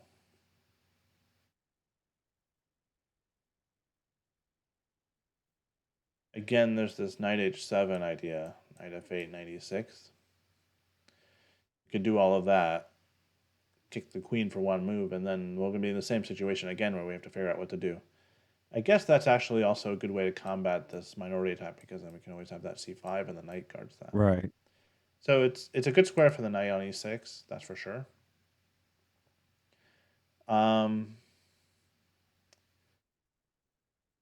Okay, apparently knight g4 is a move, but the I'm idea, wondering. I was thinking about that, but I was like, what does it do? right? The idea is not to attack white's king. Really, it's to play knight e5 and trade knights. I was going to ask you about that. I wasn't thinking about doing it that way though. Um, I was thinking about coming the other way, but it's same. It accomplishes Oh, the that's same thing. it's the same. Yeah, I think this is Because when you mentioned moving the knight to h7, I was like, huh, what if we come back up to g5 we with could the do it knight this and trade way, him or we that could way? do it this way. Yeah, Yeah. we could do it this way. If we get the knight to e5, we trade knights. The thing is, I don't really know what the benefit of that is for us. Why is trading knights a good idea? It's why I didn't say anything because I'm like, I don't know that it actually works. But but once you said it, it gave me permission, to say like, oh, you know what? Maybe it's not so terrible. No, you have permission, Omar. Yeah. You can throw things out there all the time. I mean, that's sort of what we need to do in Dude, a position I have like this. hung two pieces in making like, no, it's fine, just move it there. No. I have to be careful. That's okay. I see everything but pawns that can take the pieces if you move them. So I'm being extra careful now. But I'm looking at it and this is where I struggle, but it's nice to see that I'm not the only one because they're going through it too. Of you get to the middle game and it's like, okay, well, now what? Everything's solid, everything's equal. Yeah, the thing is, even Uh, after you go do all of that and you trade knights, it's just even. yeah, it's at what point do you just consolidate down and get to the end game to get to, because I'm also looking at her clock Yeah.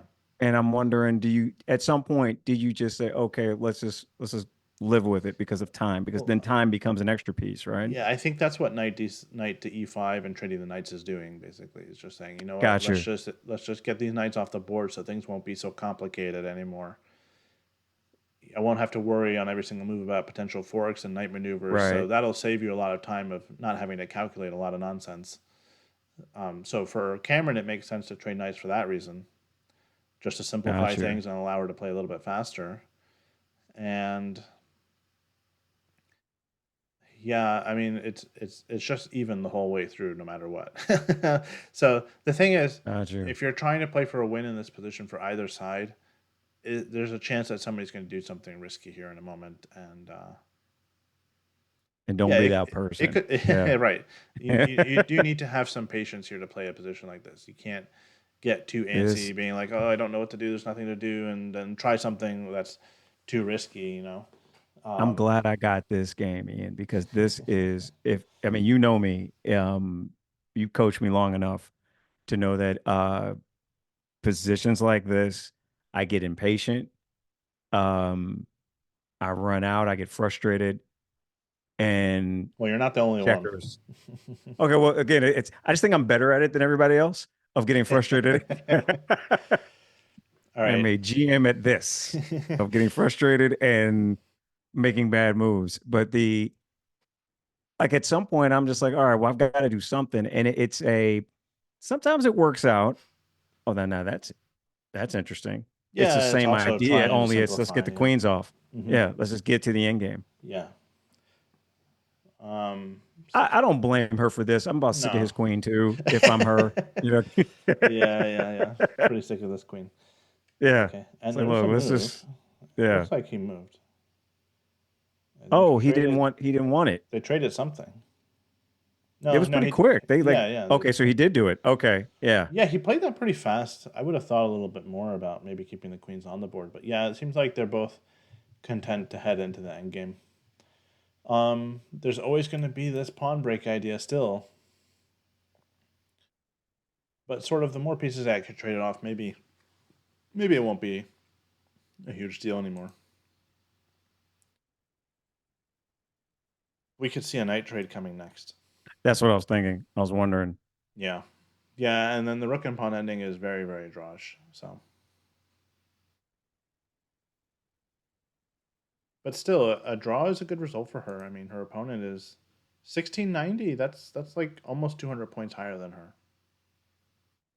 Wow. So you know, there's She's there's played. there's Yeah. there's definitely pressure on white to make something happen, and that's the one way at this point. Like if the nice trade, there's going to be pressure on white to try to win this, and they could overpress, do something risky, and it all backfires all of a sudden. So Looks like he's doing. d4, yeah. Okay, he did it that way. I was looking at the e pawn break. That's never ever going to happen in this game. Poor e pawn. We E now pawn have won it. this square for our knight. Yeah. So I'm not a big fan of d4. He didn't really need to do Yeah. that. I'm like, it's a. It only makes sense in that you've got. There's no threat there though. You don't have. There's no dark square bishop. There's no queens. Yeah. You're taking away space from what exactly? Yeah, I'm keeping my eye open for sacrifice ideas. They don't That's what. work. Yeah, I was looking at that and I'm like, We is looked at it? something similar earlier, but Yeah, it I'm just looking doesn't at quite that work. now and I'm like, huh, like, No, no, we don't want to get carried away here. yeah, I mean, this would work if white takes. We get this rook, right. but they don't need to take. They can move away somewhere. And yeah, probably just here and no big deal, or even just rook here. So it Mm. doesn't quite work if this rook is tempted to move away somewhere. Like if it was on d1, then it might. Yeah, then it actually would work. What if you started with the knight instead? But the problem is we need the fork at the end. And so we're really just picking up two pawns for the piece. And Oh, you're really just giving up. Yeah, you're really just yeah, shorting yourself a piece. yeah. So it Yeah. doesn't work Okay. here. No, she did not play that. Let me just refresh quickly. And so I don't need a break, but my dog needs a break, and I will be right back Okay. to take him out. So the move should update for you automatically. Okay. And I'll you be know right it's back. it's it's dangerous to leave her here with me. You know, the All right, everything's under control. So if I come back and I see this bar is going crazy, I'm going to be looking at it's you. my fault. I'll I be did it. watching. It's just like I know, yeah. Listen, I Yeah. am not a good parent. I'm not good at this. Right. All right, I'll be back soon. I All think we have a right. long game on our hands, so we'll Yeah, see. it's looking like it's Yeah. good. All right, I'll be right back. Okay.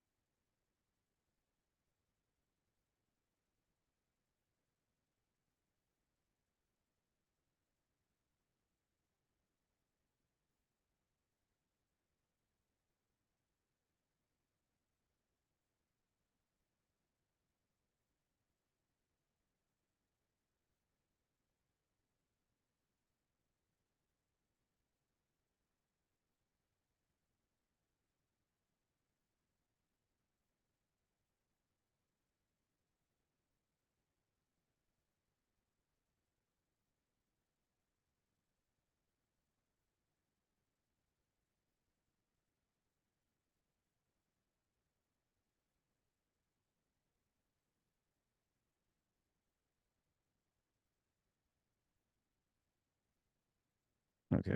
Okay. She moved the knight.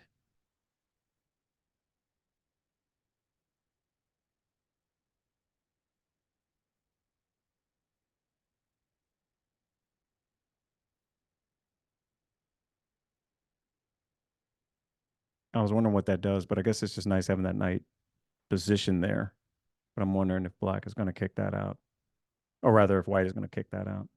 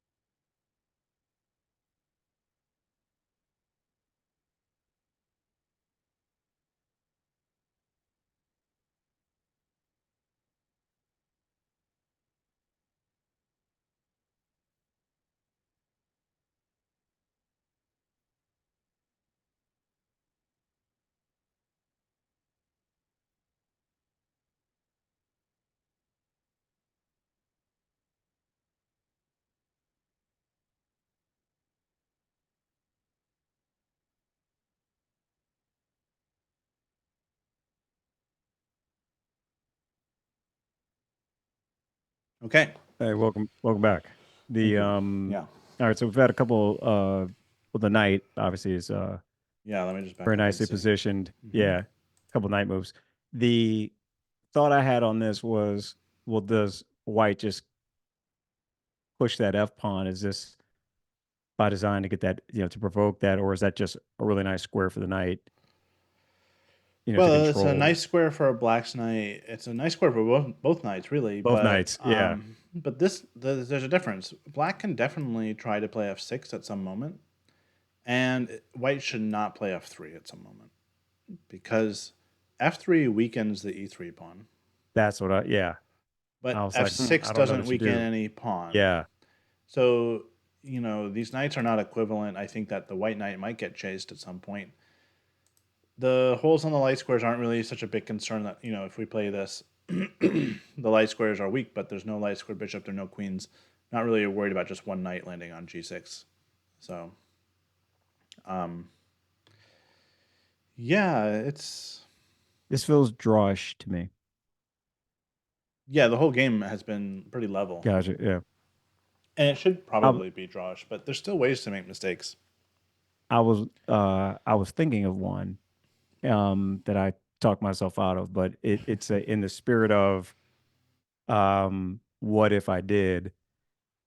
I wouldn't do this. I talked myself out of it, but I was looking at, and this is just because I have a fear of nights. I just do. And there was a part of me that was like, what if we just take the night? Um, With the rook, obviously, because I was yeah, looking at the position and I'm going, White's got two rooks. There's uh apart from this minority attack, and maybe that's my answer. Um, White can still break through with those pawns, but if we take their knight off the board, we have a piece that can maneuver amongst in the field, and maybe those pawns aren't as dangerous, and maybe it's again, but it still feels drawish. But I was looking at yeah. like, is there anything because White's rooks have no real way to break through that I can see. But to your point, kicking it out with the pawn makes more sense. It's less risky. But there's a part of me that did look at that and say, well, what if we just took it? I don't think it works. I wouldn't do it, but I'd be very tempted to simply because I fear knights and what they can do in end Yeah, games. I think that's the type of move that we have to be very careful about. That could spiral our position out of control if we do that. Yeah, That's the type of thing where you get frustrated, you're looking for something to do, so let's just take this knight and make something happen with it. I mean, it's still a fighting game if this were to happen. We get a pawn for it as well, and our knight is well placed. I think eventually White's going to crack our setup, though. If they get gotcha. the rooks in, we're in trouble. Yeah, That can happen with something like this. Anything to create open files at this point. If we could blockade everything completely and we were sure about it, then a knight could and a pawn could absolutely be better than a rook. I don't think it's going to be the case in this position. So it's a massive risk to play something like this. Massive risk. That's sort of what we're hoping that White yeah. does. I'm not doing that in a classical game. Although I have done takes like that. I did one against Rookie Redhead. I think I did a similar thing where I took the knight. Yeah. Kamryn played King H7. Wow. What is the purpose of this move? I mean, the only thing I can think of is she wants to play f6 and not allow knight g6. Wasn't really worried Oh, about that could that. be. Why is it not? Yeah, because I thought if we just play f6, is there something bad Oh, about because it this? you can get the well We just move. Oh, maybe she has a point. I mean, we can yeah, just go here. We can just go king f7 on the next turn. So I don't see what the big deal is. I, Oh, maybe we can't get rid of the knight. They have yeah. tiger Again, h4. I get it. I don't like knights either coming down. Yeah. And they keep their knight. If the knight stays on g6 long term, then actually that's kind of annoying. The reason why it's annoying is if White's rooks ever do get into the position, we got to keep our back rank covered still, because there are ideas Mm. of some sort of invasion followed by a rook f8, and Yeah. because now we can't really get rid of this knight so easily, that's always And going our to be a rook is lingering stuck. threat. Yeah, Yeah. our rook Okay. is it never that knight being there. How do you get that rook? So she played king h7, and I think the idea is just to play f6, and that would force the knight to go back somewhere. Yeah, that must be her plan. The other thing I was thinking about, and this may still happen, let's say White goes with b4, this minority attack we've been talking about for a while Mm. now. I could see f6 happening and the knight dropping back somewhere. Knight d3 is actually not a bad square for it. But black can do something very similar. I think the proper way to defend against this is to play knight d6. First of all, white can't play b5 now, right? No b5 move. Mm. You can prepare b5, perhaps, but then we're going to jump our knight into c4 now or later or some point, and this is a very good knight. By the way, it might come with a threat of rook takes e3. We've seen this idea before, Yeah, yeah, yeah, yeah. followed by the fork and take the rook. So, yeah, this knight is very good because it blocks the c file. Maybe there's some threats. And the reason why it's good to block the c file is because if we don't do anything, like let's just say we come back and this trade happens, the weakness is going to be on c6 on the next turn. Let's say we protect, right? Yeah. This is very passive for black, but I just want to illustrate that this is the problem that white, this is the weakness that white wants to eventually give black. And then there's a whole nother, a lot more steps from here is now white has to try to go and actually win that pawn. It's a serious weakness. It's a backwards pawn. But with a knight on c4, it's harder for white to access it, is the point. There's no more pressure Gotcha. from the file. There is a good square for the knight here. There's knight b4. There's rook b6. There's definitely ways for white to attack this pawn. So hopefully Kamryn can prevent this from happening. This would be not a good scenario for her. And I think the way she prevents it is by bringing the knight over sooner rather than later. Gotcha. But let's see, where are we? We have king h7 and rook b1. So he's definitely thinking about this plan.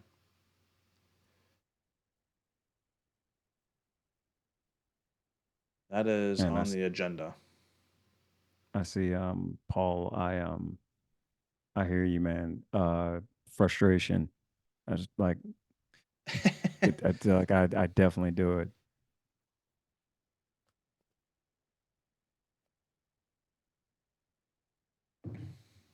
um, yeah, knight d6 is the move here.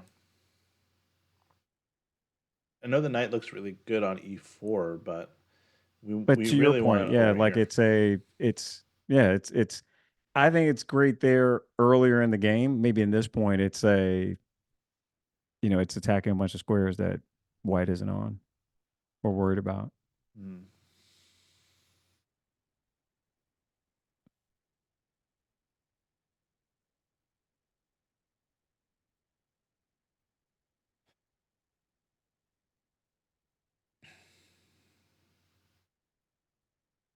She could play f6, but it may actually That's just be I helping like that a white. lot.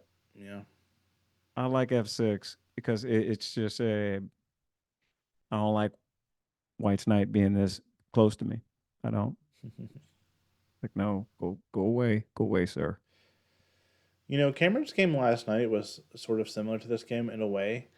It was really very even for a long, long time. Actually, she was slightly worse for a good portion of it, but nothing significant.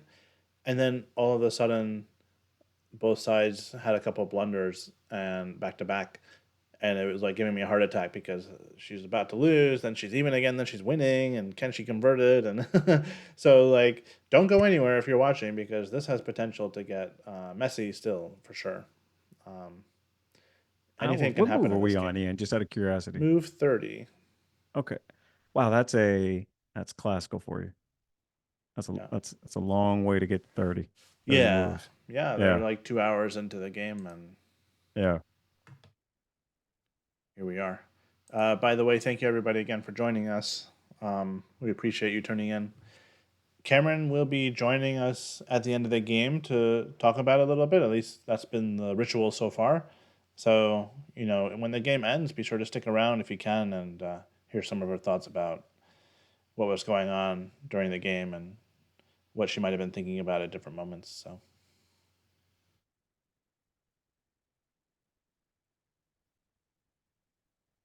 It was interesting last night because her opponent actually stuck around and they did the post game analysis together with me on stream.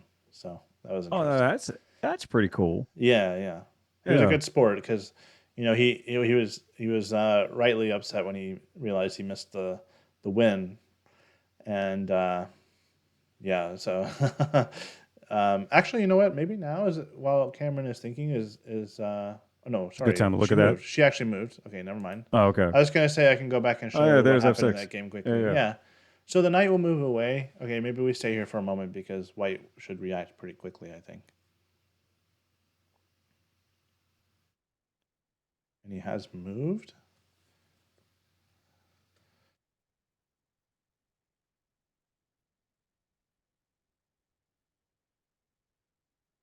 Knight d3. Yeah, that's the natural spot.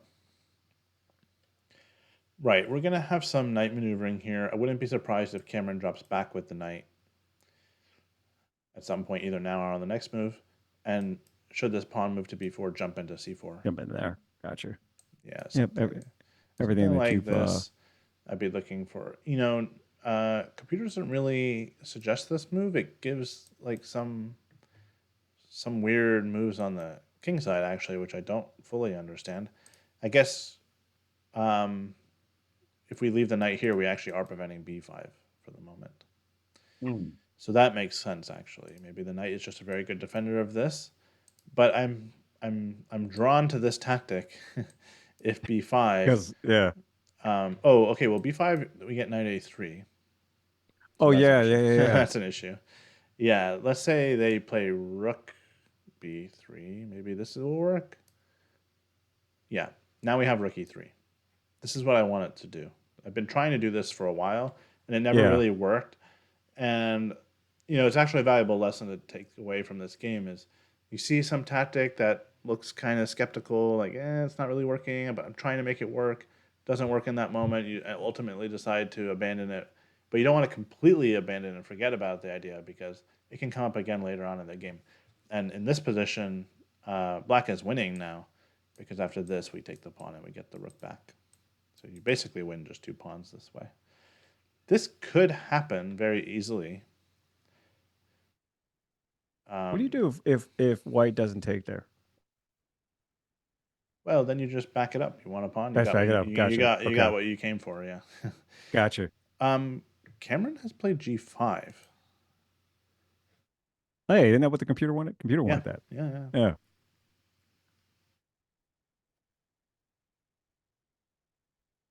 It's actually one of many moves. I think the point of what she's trying to do is make it so the knight can't ever jump back in again. Ah, gotcha. I think Okay. she's trying to dominate the knight.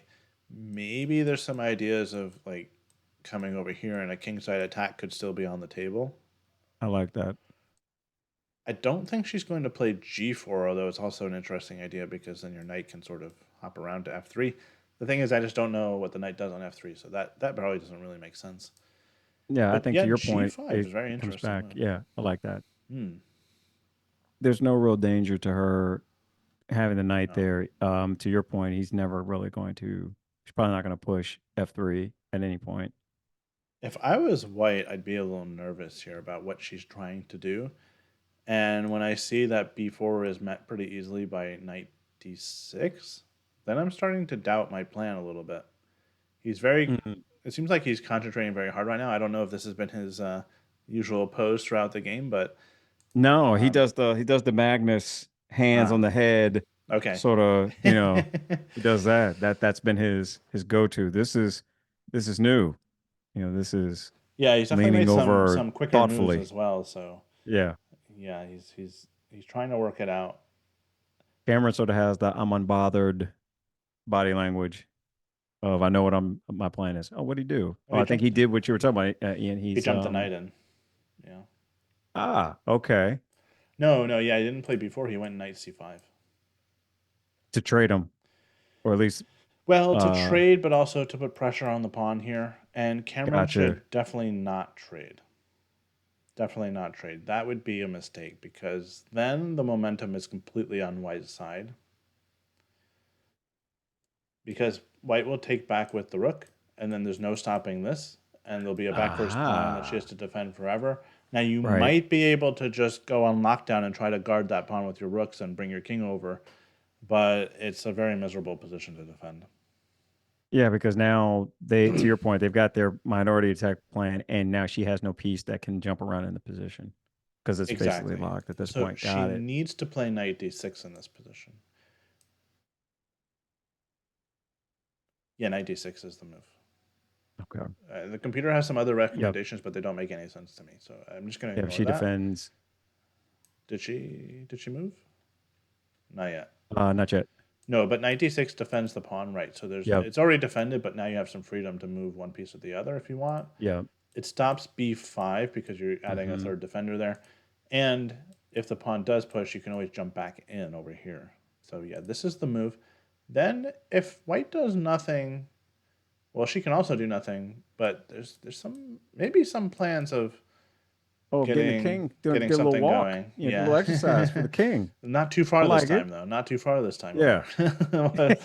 Last time, the game she lost, the king did some The journey. king went. Oh yeah, It went like this, and it went like oh, this, and over here. Yeah. if I'm annoyed that that knight is there because um I would love to walk the king up the light square diagonal Here, you want and to just get it take both of like those this? rooks. Oh, take the rooks. Oh, yeah. It's not possible, but it would be nice. That is ambitious. Yeah, like that. That way, it would never happen. The king can't get to the knight, even if it was possible. Even if white were like, yes, come take my rook. You got to do something about the knight first. Oh, she went. No, We no, just sorry. went back Wait, into position. Oh, this is. okay, I was just returning us back to the position. Yeah. got you. Okay, I was like, oh wait, No, did she move and go back? 96 is the obvious move. At least to me, it's pretty obvious that we need to do this move. Looks like she Um, did it. she did, yeah, very good. Yeah. Yeah, it's a very positional struggle. Both sides are playing well. No major mistakes. The only tactic that I see for black potentially that could be a total disaster for white would be again b4. Knight comes in with a fork threat. They do some move with the rook, like here or here, and we get to play rook takes e3. But it's a far off pipe dream, really, because white I, doesn't need to push b4. And I just know this. I think it's very possible because she has literally done every move you suggested.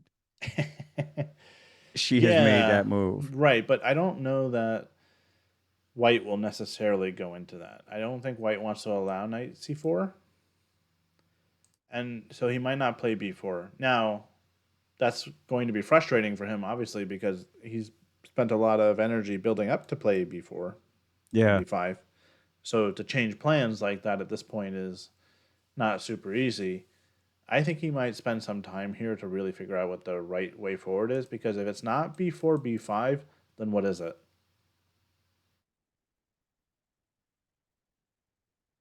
So it's actually a pretty critical moment, I think, for white to figure out the best way forward. He sort of has his pieces again on ideal squares, but the natural plan is stopped for now at least. So how does he proceed? It's a big question, actually. Yeah, it's a big question. I don't Yeah, know she's if Kamryn's planning something over here or not. It's definitely possible, but it's also pretty slow, and it may not even work. So it might be slow and not work. I don't okay. know. So, question for you: and Yeah. I know mathematically, I believe the rule of thumb is, I can't remember if it was you who taught me this or if it was somebody else, but it was the of when you can actually start activating the king. The amount of material on the board has to be at a certain number, and then it's like, okay, we've got X amount of material on the board. It is now safe to move your king. I believe that Yeah. number is too high right now because you've got three pieces each side. But at what point do you think white should get his king involved? Or is it just a dance uh, that will likely end in a draw? White's king is what you're talking about? Oh, okay. Yeah, or I don't think Yeah. Kamryn needs to do anything on her side. I think her king is fine and safe, and she's just defending. Uh, Yeah. No, I think that in this position it's hard to tell where the kings need to be, but I do think that it's okay to start to activate them. okay, So, like instead of this knight d3 move, which white just played, which actually, um, I don't really get it. Unless he's thinking maybe we go back. Maybe he's decided that there's not really a way to make progress. It'll be interesting to see if Kamryn wants to draw. She might just try to repeat. okay, If she's okay with a draw, we could repeat here. If she wants to play for more, she could start to bring her king a little bit, even to g6, maybe potentially eventually over to here. That's a possibility. White could gotcha. bring their king over to here, but I don't really know. Yeah, it's sort of like preparing in case things open up, then the king is more centralized, and maybe that makes a big difference. Um, yeah, now Kamryn, yeah, there's going to be some pressure on her. She's playing a higher rated opponent. She's down to 23 minutes. It's very tempting to just repeat. Yeah, my thought initially was, what if King F3, the idea being now that knight isn't going back there. But I don't know. Again, it's dangerous to move the king. And the other thought I had was, all right, if you take that away, um, is there, but you know what, you block your own pawn in. Not that you were ever going to move it, but could you? Like, I just don't see anything. Like you've got like I think if you open up the center, then it opens for both players.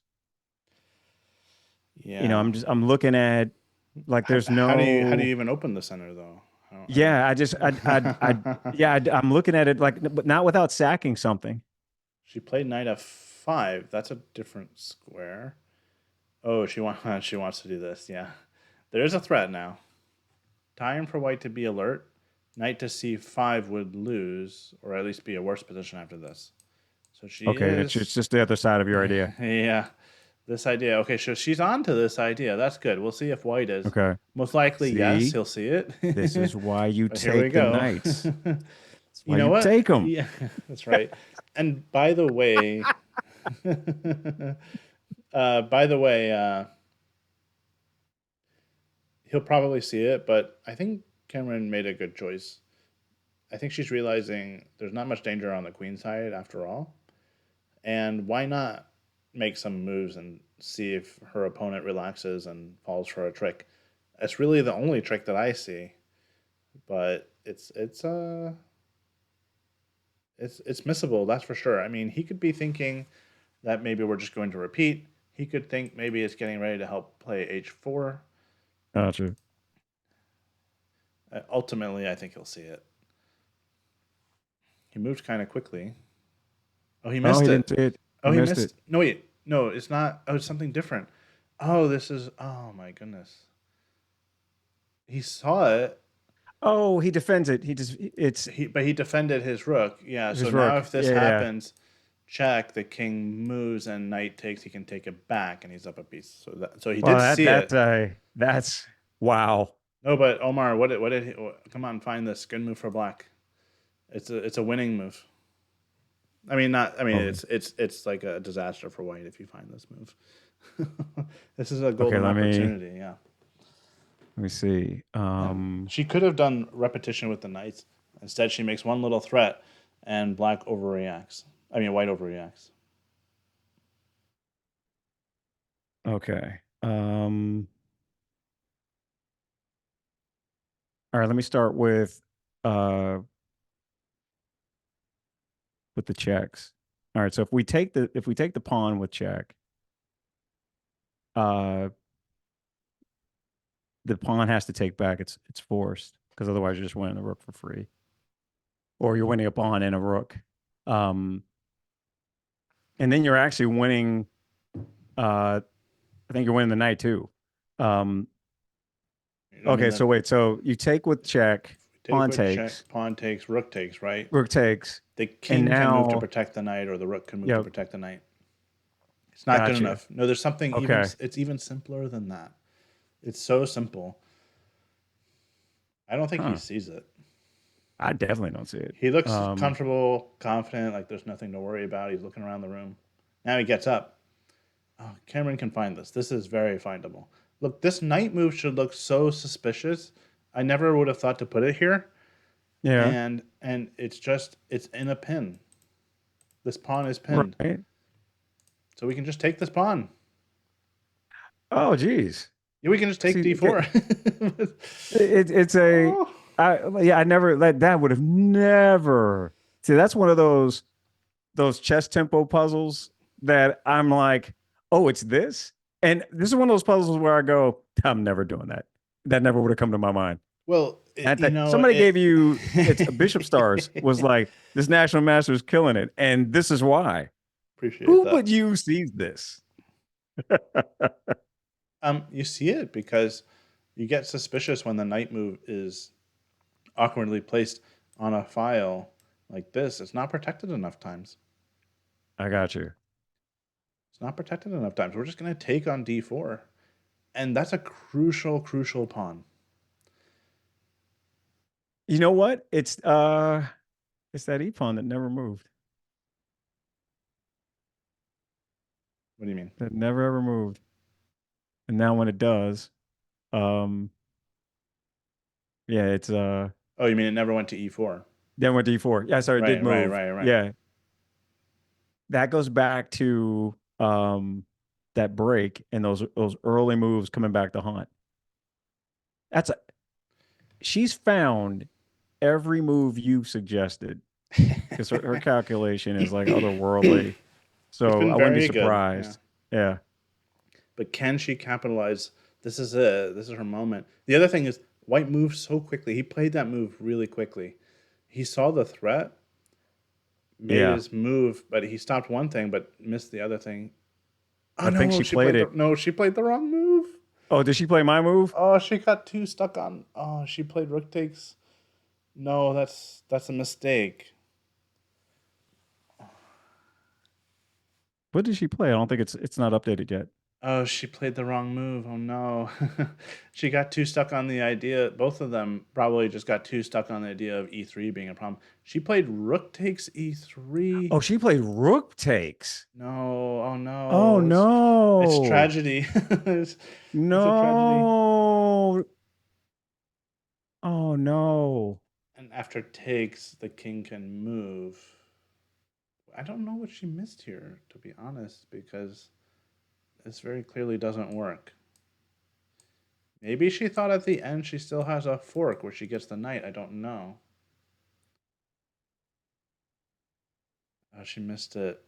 Oh, she's going to be so upset when she realizes she could have Yeah. taken on d4. That's, Like I said, man, yeah. who but you sees that? That's a she finds that, man. I'm giving her a title.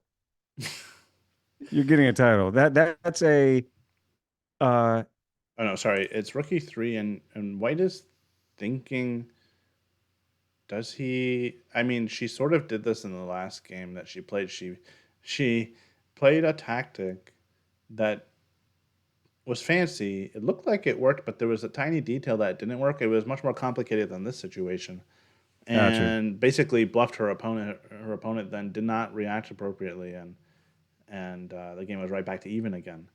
But this is too simple. I mean, White just simply has to take the rook, and then there's nothing for Black. Oh You know what, boy, Ian? It's me. To quote it's Taylor not Swift, you. it's me. I'm the pro. No. She's won all the games you and Nate did. I come in, man, and it's this. I'm a bad influence. Oh my goodness. Yeah, right. Oh man. I mean, if she takes with the knight, then it's just equal, right? No, what do you mean if she takes, you mean after rook takes and In that position where you were like, hey, take d4, instead of taking with the rook, if oh, she takes this? not there, the original idea I had that you were like, it's not that, it's something even better. When Oh, with the this. knights, yeah. But you know what? That doesn't work because now you're just down a piece. Yeah, so that was never mind. Well, this would be a better option than what she did because at least you have some pressure and maybe you can come up here You maybe get and attack something this for it. pawn. Yeah, So you have two pawns for the piece. You can fight this. Like this you can fight. got But the you. way she did it with the rook first You're doesn't still, yeah, it doesn't doesn't work work. because And there's no, you're gonna be down a yeah, whole piece and you're gonna well it's still two pawns actually. But you know what the big difference is? This rook can't get in anywhere. can't get There's any nowhere more. safe to And it's go. a, yeah, how do you stop everything? What do you do now? You There's nothing to do almost, now. I think No, it's now a, it's resignable in this position. It's yeah, resignable. yeah. He's Oh man, moved. I was like, did he move? What did he do? Okay, he did the very thing, Oh yeah, yeah, he took. Yeah. and at this point, she probably sees it now Well, because she she's captured took. with the knight. Yeah. Yeah, so it's exactly as you play it out. Oh man, So this is what happens sometimes when um for anybody, I'm talking about any player, you get yeah, tunnel vision. You have a plan of attacking this e3 pawn and getting some tactic on it, which Kamryn was good to be alert to, but she tried too hard to make it work when White defended, and didn't consider her other possibilities. Because if I just showed this position in this You first eventually time do seeing find it, you that. Yeah. find it. If I say, okay, black has a Yeah. good move here, what is it? You're going to find knight d4. It might take some It's time, but you'll find it. You're absolutely right. If you sent me this as a positional tactic for me to work on, Hmm. I probably try everything else that we talked about first. And then like 15 minutes later, I'm like, I would have never tried knight takes d4, but this is what works. This feels like it would come straight out of like a tactics book. Well, see, we had been So talking a lot about taking on e3, so you had that same tunnel vision. You were also thinking rook sack, knight sack. What's the yeah. sacrifice here? What's the complicated thing to do? And we hadn't really been talking about taking this pawn because that was not a possibility earlier. And it just turns out this one moment she could have taken it. And yeah, unfortunately, she sacrificed. And can The you show that Yeah. again? Can you show that position where after the knight takes? Yeah, yeah, it's just a Yeah. pin. So white can't even take it back because then this would go. Now Yeah. this endgame is only a pawn advantage for black, but there's these two pawn weaknesses. The rook can come behind either pawn. Actually, yeah, this pawn might just be lost if we play rook d1. So Mm. Okay, so you get it right back. it's a pawn and a bunch of weaknesses for white, Yeah. and Oh it's wait, really as I'm bad. looking at this, yeah, it's a well now you're up two, aren't you? If my math is right. Well, we have to Once get you this take one. that. Yeah. We have to get this one still, but there's still work to do. But it's really really bad for white, and it's tragic because otherwise, if she hadn't been so focused on the e3 square and she had spent some time to look around at other options, I think she would have found knight takes d4. Maybe she hallucinated something. She thought rook takes e3 was winning or giving her an advantage somehow.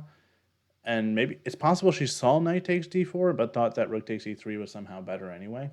That's possible. So we'll have to ask her after the Gotcha. game. Yeah. But the real tragedy is she could have basically just gone back and been totally fine. Mm, Totally fine. It's just like a rook back or knight back or any rook move or bring the king over. She didn't have to try to force things here. And this is what gotcha. I was saying earlier that I was worried about is they're going to be dancing around a while. Somebody's going to try something risky and it's going to backfire. You you call know, it. yeah. Yeah. This happens. This is what happens. You have to be a little bit more patient. She, and actually, she actually did have the win. But if this move wasn't there, you can't force tactics if they don't work.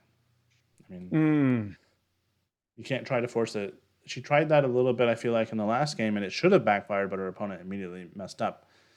Um, so you have to be a little bit more patient and just be willing to maneuver some more. Sometimes you just have to gotcha. take the draw. You can't try to win Yeah. every single game. You're not going to win every single game. So, um, Oh man, that's hurt my heart. I know. And the thing is, White's moves aren't even difficult here. This is what happened.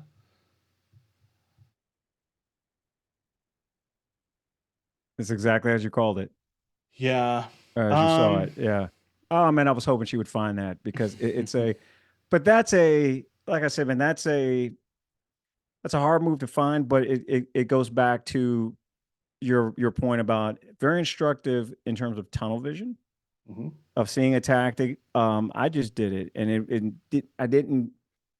I have found myself in situations where, um, even though I'm looking at her time and she's made wonderful use of her clock all the way up until that critical moment, because you think to yourself, she at the time that move was on the board and available, you've got close to 20 minutes. You spend an extra 10 or so, on that. Maybe you find it. Maybe you find that piece, and then it's academic for you. Mhm. Um, it's a I have certainly fallen into that where um, not utilizing enough time, even when you've played the clock very well, even when you've used a lot of it with time on the board. What'll haunt you is, could I have found that if I'd given myself the chance to, in that tunnel vision? Yeah. So this will be Yeah. one of those very instructive. It's teaching me even now because when you were saying, "Hey, man, look, like just look," even then I was like, "Well, I don't see it." Yeah, but And I've got all the time in the world, what and what can made it find it. hard? Yeah, Yeah. right. And you have no rating points on the line or anything Then like there's no that. random Like, points of the line, and I'm still like, "Well, no, you take here and you do this." All right. yeah, but Yeah. that's because we've been so focused on that idea that it was hard to switch gears to something else and even consider knight takes d4 as a possibility. Do you have to have a moment like this to get that lesson, to give yourself the opportunity to be more patient in a future game at this? I don't know what class she's in. Kamryn's what, 1600 or so? Yeah, 1500? 15, Some of 15. that. She's been Right. playing So like what a is this? 1600, so Yeah, I would say she's playing. Yeah. She's I or want to maybe say what is this, higher. class Yeah, B, class C, something like that. yeah, I something would like that. imagine somewhere in there. Hmm. The all right, so yeah, this just feels like one of those things that at that class, you're not so much worried about uh blundering a piece. It's missing a tactic like this, or getting tunnel vision, or forcing something like that. Yeah. Yeah. Um, Oh man, this hurts my heart. Hurts my heart, man. yeah, I It mean, it's a does. painful lesson to learn. It's something that is always a problem, no matter what level you're at, just to a different extent, I suppose. Yeah. Um, This is this what I would one, have played, by the way, what's on the board. I mean, you're trying to get that rook uh-huh. to go away. Yeah, now I white was just looking at wants it. trades. The two Yeah. pawns aren't enough for the knight, so we can trade, but the problem is we have one pawn essentially versus the knight. The three pawns for white hold back our four, Yeah. so it's not. It doesn't really even feel like we have two pawns for the knight. It's even less than that. And if the knight ever comes into c5, we're going to lose a pawn here right away, and then everything else collapses. So it's easy to do that. It's easy for white to win this position. Gotcha. It's only a matter of time, really. So if she can't trade rooks, if she has to try to keep the rooks on the board, there's not really a good option here. If you go away, the rook is invading somewhere. Gotcha. Maybe she could have tried f5 in anticipation of this, so that at least after this move, she could go here. And if the rooks trade, now you're playing with your two pawns. Something like this becomes Gotcha. a little bit more of a challenge for white because at least you have a pass pawn and sort of a large pawn mass here. Um, Maybe you get your king in and you can use it to attack this weakness. There's a little bit of fight in this position, but it's still pretty hopeless. Gotcha. Yeah, there's just nothing she can It's really just a do. matter of time. Yeah. Because Yeah, so now his king gets active and so forth. Yeah. we have some moves. Rookie four. Oh, she played rookie four anyway. Okay, she Yeah, does this play makes it. sense. This Okay. does make Yeah, yeah, yeah. sense. Yeah, she can play it anyway. This is the best chance, but I can't see white messing up here. Just trade the rooks, and Yeah, it's kind of academic at that point. bring the knight in after the pawns. I mean, it's Yeah. really as simple as that. Maybe he'll hesitate on taking the rook, though, and move away or do something else. I don't know. You don't really want to let your opponent, like, whatever the imbalance is, you have some pawns for a piece or whatever. Um, you want to The make the best classical use I you sent can you of the other those. day, I Yeah. think he has to trade. Mm. Yeah, in my opinion. Um, I have tried to hang on to material in I did the other day in a classical game. Got to an end game opponent was about 300 or 400 points higher, and had an opportunity to take a rook with a pawn, but it would have lost a rook in the process, and it would have just been rook versus rook and some pawns in the Mm. position.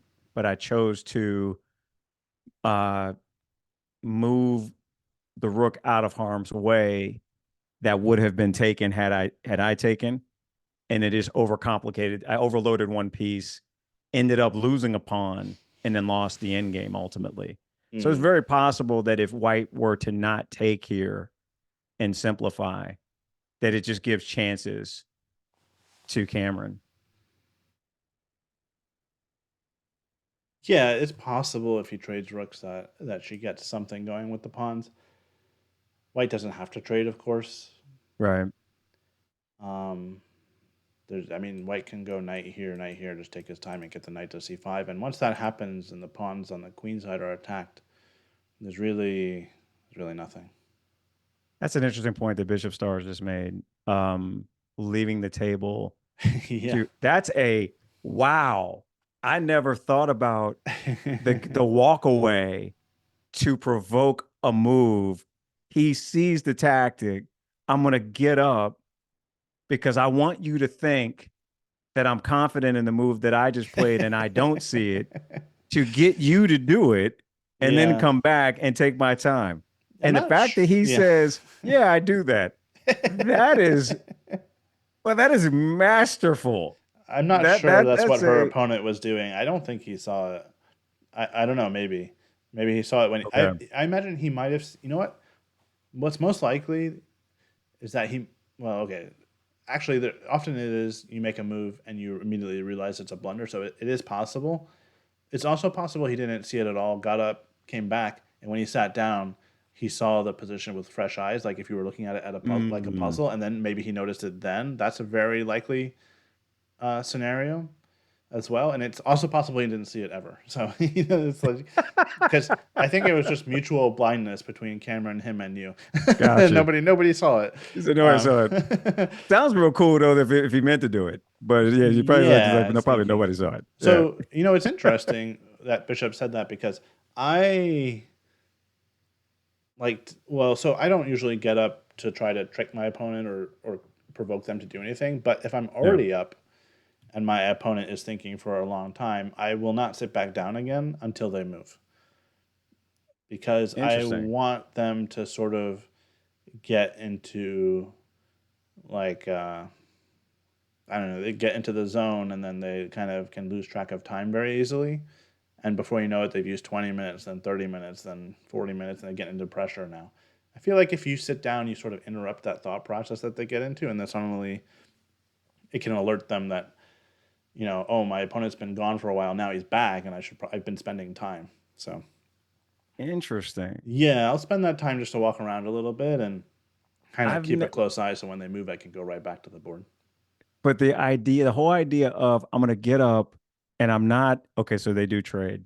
Okay, I'm gonna get up and I'm not coming back to sit down because I want you in the think tank Yeah, exactly. because Hmm. I'm provoking time.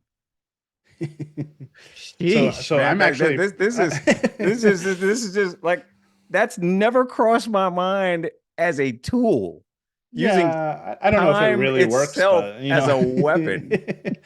I don't know if it really works, but I just don't even want to take. Like, if my opponent is gonna, go into the tank like that, I'm gonna let them do it, and I don't want anything disturbing their thought process. I just want them to, So use that get time, so use that focused, clock, like get baby. these Yeah, things going around in their head forever, forever, forever, and just sort of lose track of time, sort of situation, gotcha. Yeah, you called it But the old man tricks. I need a few of those. I'm, I don't have the tricks. I'm just old. I don't know. yeah, a good move here for white might be just to play g4 and prevent the pawns from connecting. Ah, that's good. That's a good call out. If you, I mean, I'm surely there's a lot of other good moves here as well, but if you just play g4, to me that's the moment where I would resign if I was black because it starts to be impossible to do anything. If I get pawn f5 and pawn f4, then I have some hope. It would only take one more little mistake by white, like if he lets my king in and I get this pawn, for example. Yeah, Then maybe I'm in business. But um, if that gets shut down with a move like g4, and I'm out of counterplay, and it's inevitable that I'm going to lose my e4 pawn, it's time to call it quits, probably. got you. I imagine Cameron will play on a little bit, but there's no breaking this. There it is on the board too. No, sorry, I just made that move, so I don't know Oh, okay. Oh, if. okay. I thought he did it. Let me go back. The position is here. Okay.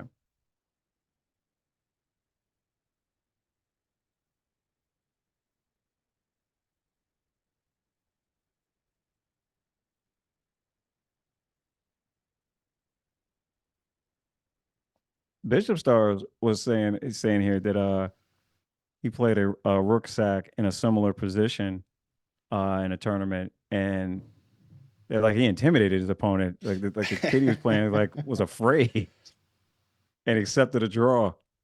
I have, I mean, young kids will accept draws out of fear, out of just sometimes they'll. I've seen kids accept draws and they didn't even know they were being offered a draw, and they're just like, I don't know what a draw is, but my opponent's offering it to me, so I'm going to take it. Oh wow. Not knowing. I'm talking like in their first or Yeah. second tournament, Okay. not knowing what they were even agreeing to. So, but yeah, there's definitely that sort of fear factor playing against a higher rated opponent and just wanting to get at least a draw and taking a draw from a superior position. That's not going to happen Mm. here. He's going to win this position. There's no way he's going to accept a draw, but I've seen that. Yeah, I've definitely seen that lower rated players, especially kids, taking draws from superior positions against strong players. So He did something. They're writing down. King Oh, E3 he moved the F5 has king. happened, yeah, Oh, and and Knight into A3. interesting. Yeah, it's easy now. This Ah, is yeah, yeah, this yeah, is yeah, this is yeah, yeah, yeah. Yeah, that's gonna be problematic difficult to for defend. Kamryn. Yeah, she might Yeah, resign on this moment here. I don't know, but keep an eye on the camera view. Well, it's a tough one. yeah. It's really hard when she finds out that she had this instinct that there's a tactic. She just played the wrong move and missed something That's even gonna bot. simpler. Yeah, She missed an even simpler move. She tried something complicated. There's something even simpler that was winning, and she's gonna be kicking herself a little bit, I think. Okay, you get to break the news, Omar.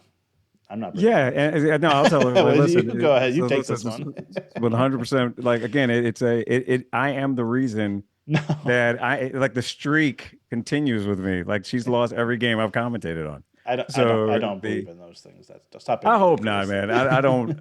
Oh my gosh, man, I am bad luck. Um, but that that D4 take, um, that's Mm. tough. That's tough to see. But to your point, and again, the instructive piece is it's It is tough to and it see. isn't. Yeah. Yeah, it's a. I'll put it this way: she'll never not see it again after this. The Yeah, if thing that's was, the type of one, then yeah, yeah. you don't forget those moves. Once you see it, like it's a. I had a similar thing. Uh, Hmm. I think I told you about this game. I laugh when I think back on it because um, my opponent was playing the. I'm trying to remember what he was playing. I think he was playing the Sicilian. I played. This was my first event, fourth game, so this is like the Sunday, day two or day three, I should say. In that case, Uh-huh. had played E4 and he didn't show up for like 15 minutes, and then he comes in and uh, he plays C5, I believe.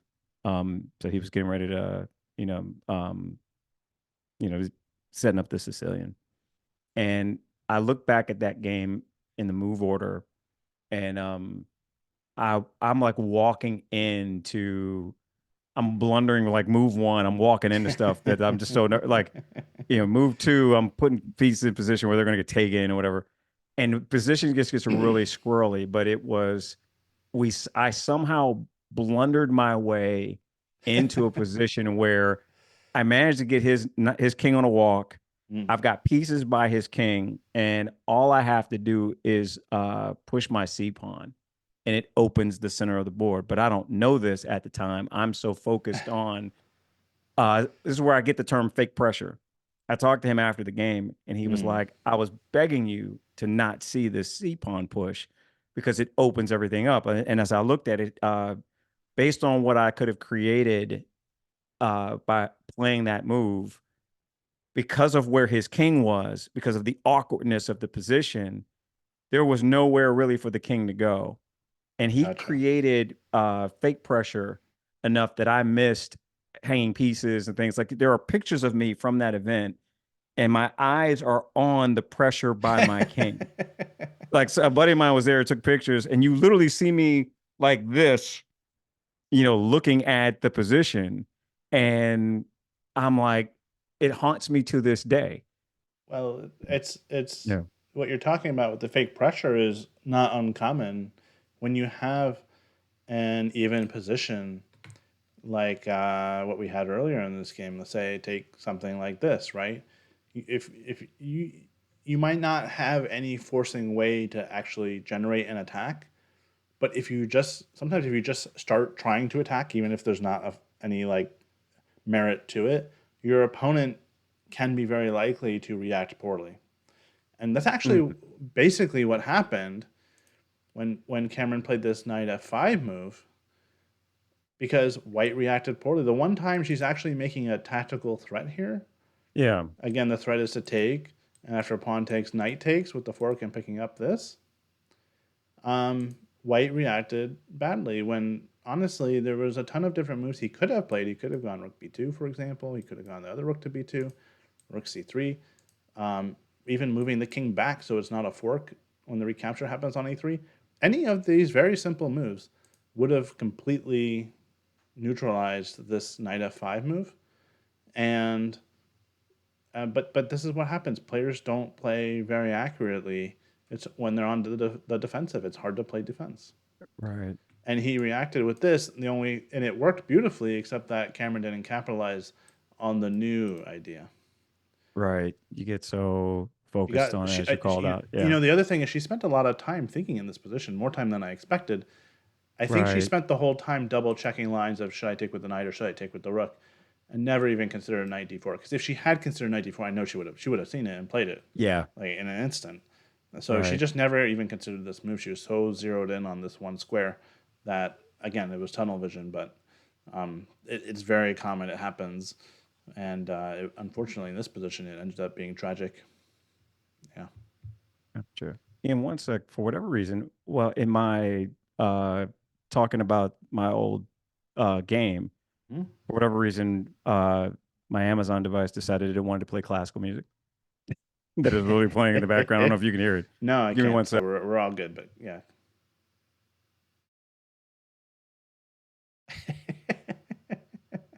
I tell Alexa to stop. Yeah. Yeah. We might have a couple more moves. I'm not sure. Oh no, she hasn't moved yet. She's still thinking. Yeah, unfortunately, there's just no way to think your way out of this position. It's just You know what? It is still going. One sec. I'll be right back, man. okay.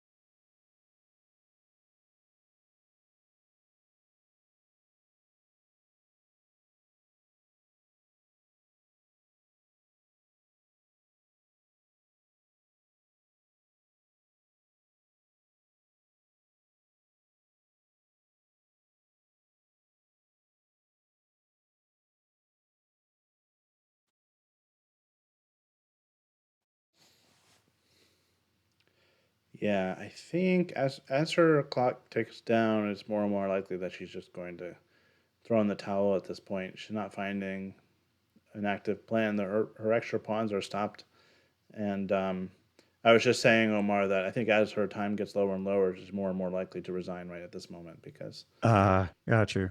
yeah, I just think that there's nothing really that she can try. There's no tricks that I can see. Just this pawn on b7 is a goner.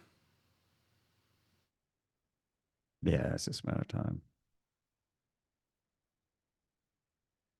I mean, I guess she could play b5. We should look at that, right? Can she play b5?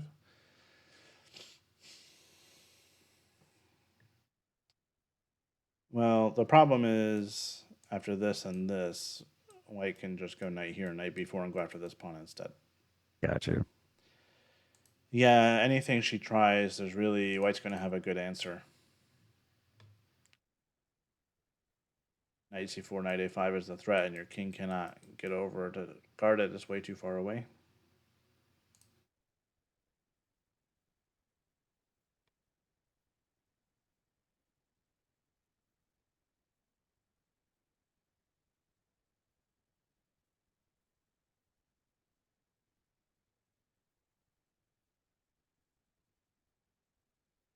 Oh, another raid. Thank you.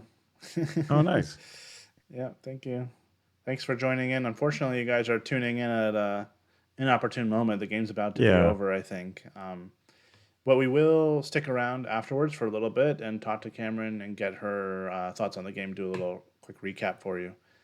So, yeah, unfortunately, here she's down a knight for 2 pawns, but the 2 pawns aren't really able to do anything. That she doesn't have much she can do, and the knight is threatening to invade and come and take things on the queen side. So it's it's tough. But even with 2 out of 4, it's a good result for her so far. Even that is good because, like I said, all of her opponents have been 100 to 200 points higher rated than her, and um, she'll still be gaining rating points even at that even score. So Mhm. not too much to complain about. She'll be kicking herself for sure for missing knight d4 though. But it's happened to everybody. I think she played that move you talked about, in. She pushed that pawn. Did she? Ah, yes, Yeah. b5. Thank you. Yeah, I mean, if she can use her pawns to restrict the knight, that would be one thing. Maybe if after knight c2, then a5 would be a try. And if we trade something like this, white has a passed pawn, but the king can stop it. Um, okay, the thing is that he can play knight a3 in this position. And after the pawn pushes, he can go knight c4. And he's going to get these pawns. These pawns battling the knight by themselves they're too vulnerable. Oh, true. So b5, I think the right thing to do. Well, you can go knight here. You know what you can also do? You can just play a5. So you can do pretty much anything. A5 with the idea of arrows going here and here, taking this pawn and just Got you. trying to get a queen that way. That might be the most efficient way, actually.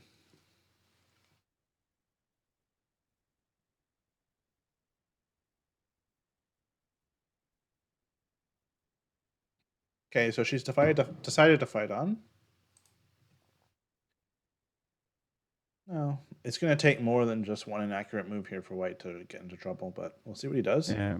He did exactly what you. Oh Good wait, he take. took. He took. Okay, I did not expect that. I thought he. It looked like he went forward. I thought he was going to do it the way that you talked about it, but he's like, Yeah, nope. a5 seemed like the most efficient way, but this is also going to be pretty good.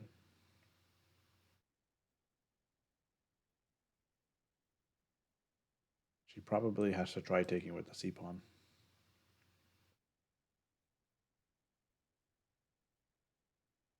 That's what she does. Yep. Okay, I mean, if white pushes this pawn and we come and we capture this pawn, then we're back in the game. But that's really the only scenario that I Yeah. can imagine where even then maybe black isn't holding. I don't know.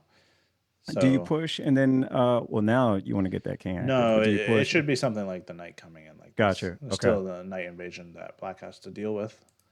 So he hasn't moved yet. He's still thinking. But now the knight's not very good on a3, so it does make sense to maneuver it some more. Black's pawns just can't maneuver the same way that the knight can. So,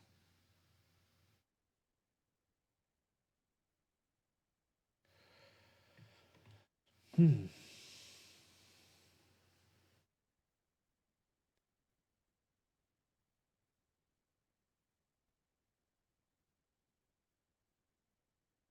Yep, unfortunately, this one is not going Kamryn's way.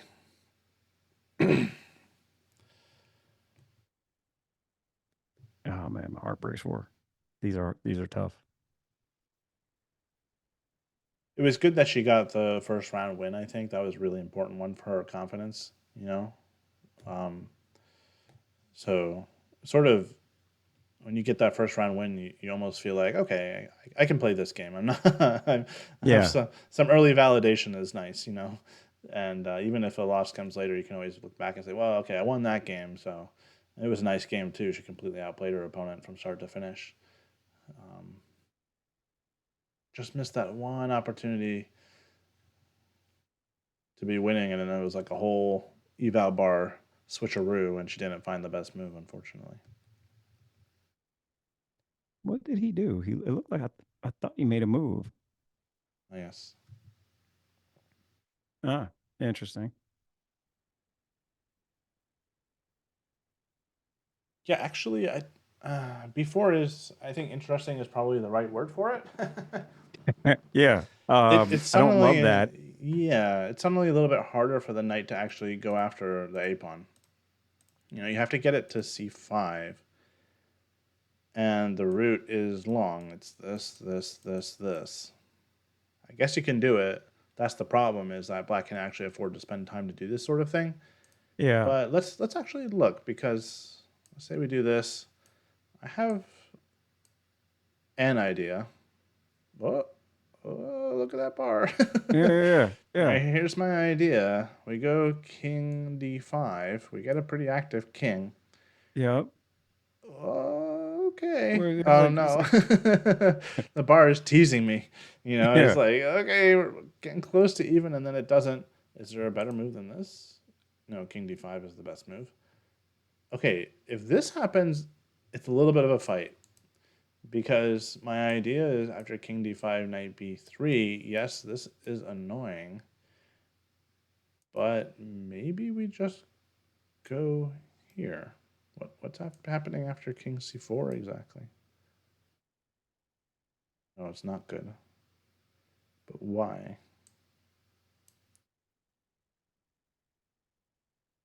Take? Well, the minute he takes, then that pawn going Well, we basically instead just of taking the traded knight. pawns. We did like a Oh, really you just fancy I pawn got you. trade, Yeah. and now we have an outside pass pawn, which we didn't have before, and a very active king pressure on this pawn. Um, Well, can you go back 1 second yeah. before? Why can't you? No, take the pawn. Why can't you push your pawn instead of taking with the knight? Why can't you push D? No, because we're attacking the knight. Oh yeah. Okay, never mind. Yeah. So, okay, And you get this and this position, there's a fighting chance. We have two pawns for the knight, but we also have the active king and an outside pass pawn. We have two pass pawns. There's the e pawn and the b pawn. Okay, I was ready to throw in the towel a little bit earlier, but something like this, I would fight it out. So, I mean, to get to this point, if she gets here, okay, is pretty impressive, actually. I think we've had some moves, so we should see. yeah. B4, king f6, knight b1. This is happening. Ah, knight c3. Oh, and he came back to block it. Okay. Ah, that I'm was, I'm cracking up. yeah. Bishop Star says she can hear all my moves. Yeah, man. I'm not the moves that she should be listening to. They're not. Don't listen to me. I told her, I'm like, listen, if you want to know what not to do, listen to me. No, but You Omar, want to know what you to found do. that pawn e4 move that would have given her some hope in the round two I game. did find that one. I did find Yeah. that one. She should The have like I listened said, to you man, on that one. I said broken clock, man. Listen, twice a day, you should listen to me. The rest of the time, don't do it. Yeah, Had it been this. me, I'm probably taking the blunder I make is taking the knight earlier so that the I can't do the miss D4 later on. I told you, man, knights scare me. I don't like them. Yeah. White can simplify things now. This knight c3 move was very smart by him. He's not super eager to win a pawn, but he's stopping the king from getting Stopping in the the king from game. getting in. Now Yeah, Kamryn really can't do anything.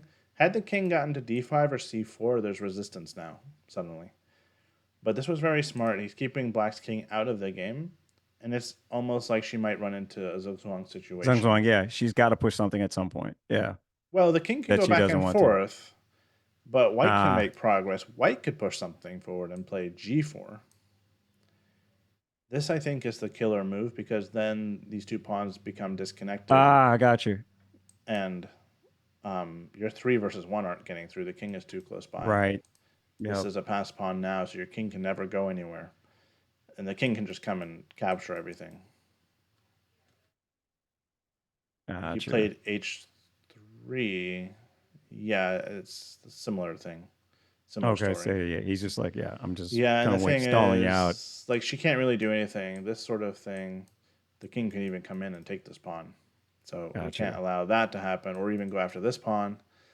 This pawn never runs because the knight is guarding it. Right. Stops it in its path. So yeah, okay. Knight c3 was very smart.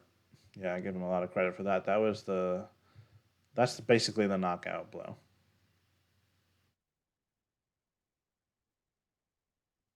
Okay, she's continuing to slide over.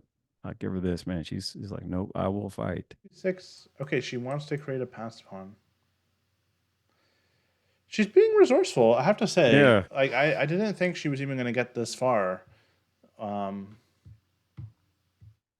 but she's giving something. She's giving White something to think about. Yeah, she really is putting up a fight. It's good. Yeah, it's very good.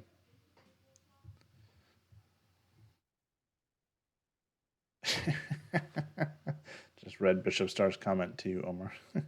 Oh, is it? The old man trick. If you see the best move in one quadrant of the board, lean close and say, that's a good one.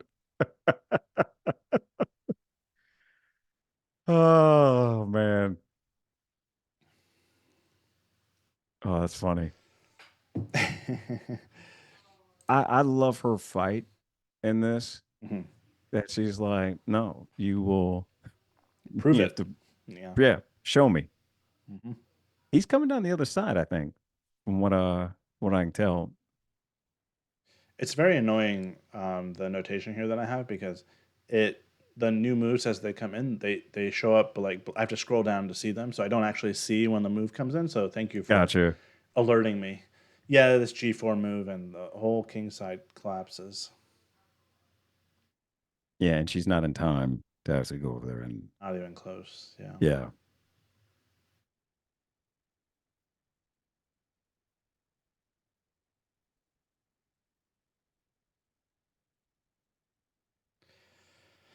Well, this game will be done soon. I know I've said that already, but somehow Kamryn keeps fighting and finding these little resources. Yeah, ultimately her opponent's playing well though, and there's not going to be much more that she can try. But then she will be joining us to talk about the game afterwards. So if you're just tuned in, make sure you stick around for that, because it's always interesting to see what she was thinking in different moments. I mean, we're definitely going to have to check out and see if she noticed the knight d4 move.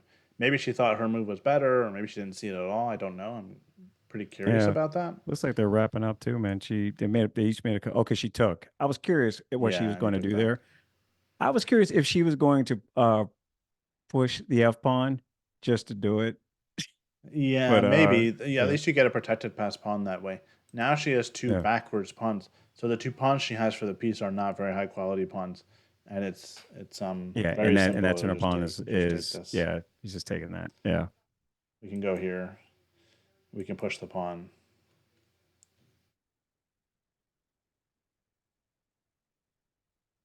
Yeah, she can never really do anything with that H pawn because then you're just done.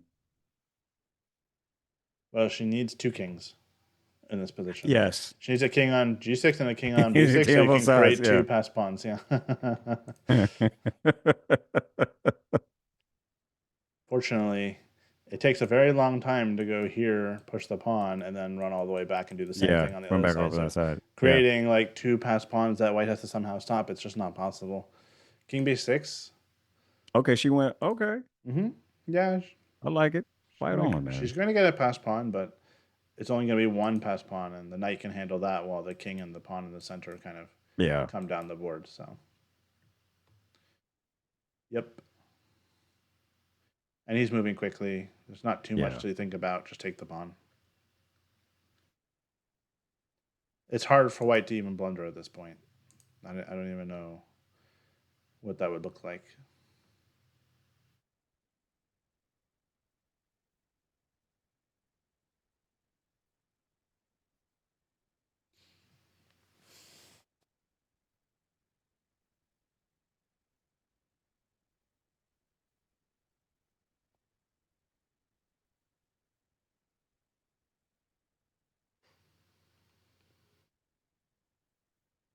She's thinking, looking for something.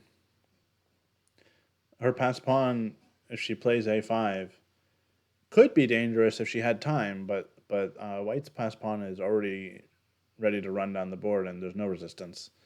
Her Yeah. A pawn is going to have to get around by the knight somehow. So her king has to go up with it. It just takes way too long.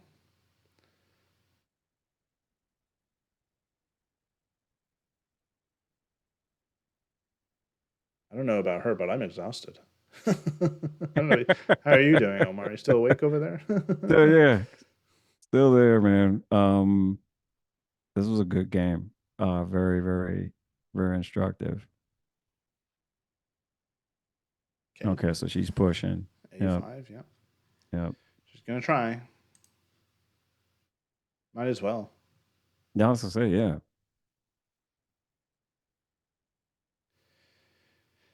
You know what's interesting is he doesn't even have to take. He can just push his E pawn. But okay, yeah, he took. I didn't even think about that Yeah, he because I can guess just it doesn't push matter. because Yeah, he if just you could. go Yeah. here, the knight is always stopping it. That's enough. Is there any? Well, would you take? Take. Oh Why yeah, wouldn't you take that's that B yeah. pawn? You could take, but these doubled pawns aren't going anywhere either. Oh It's yeah, yeah. You just okay. move the This knight. is totally unnecessary. Put the knight on B1 or something. It's winning for white, Yeah, but and it's just yeah. What are you doing? You're yeah, never doing no, it's anything. Yeah, not worth the trouble. Yeah. right. Okay. I wonder what he does here. How does he? Well, it should be D5. And just It should yeah, absolutely be because it D5. doesn't matter at that point. Yeah, the knight can even go back to B1, and you have to first bring your king all the way up to take the knight. Then you have to push the pawn. Then you have to get your king Right. out of the way, promote. But I only have to make 3 pawns to promote, Yeah. 3 moves to promote. So yeah, Yeah. there's And the king not just much that she escorts. can do Yeah. as long as the knight stays Somebody close. said Alexa's a strong, independent woman. Oh, yeah. So like I play what I want. Play the classical music that you didn't even ask for. You did that you didn't know you needed. Oh, that's hilarious. Yeah. Oh, that's funny.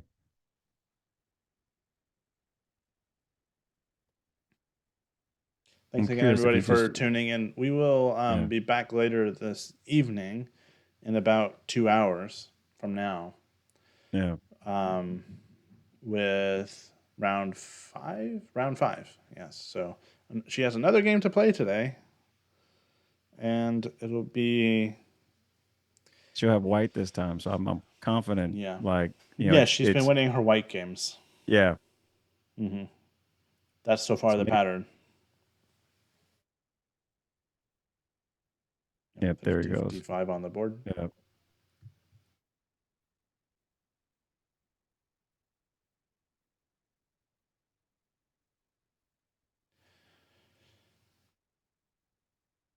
By the way, it's a little bit crazy, but you could play. Push it You anyway. could just go push. It's almost like trolling your opponent to do this. You just promote with check, so black doesn't even get the queen. Yeah, uh, that would be kind of mean actually. Just, yeah. But yeah, don't but do that. I Don't do mean that to her. that just Yeah. illustrates how unfortunately hopeless the situation is. Yeah, knight d1, that'll do it. Gotcha. That's interesting to I guess just to get it as far away from the king as possible. Far away from the king as possible, but still guarding the path of the pawn. So, Yeah.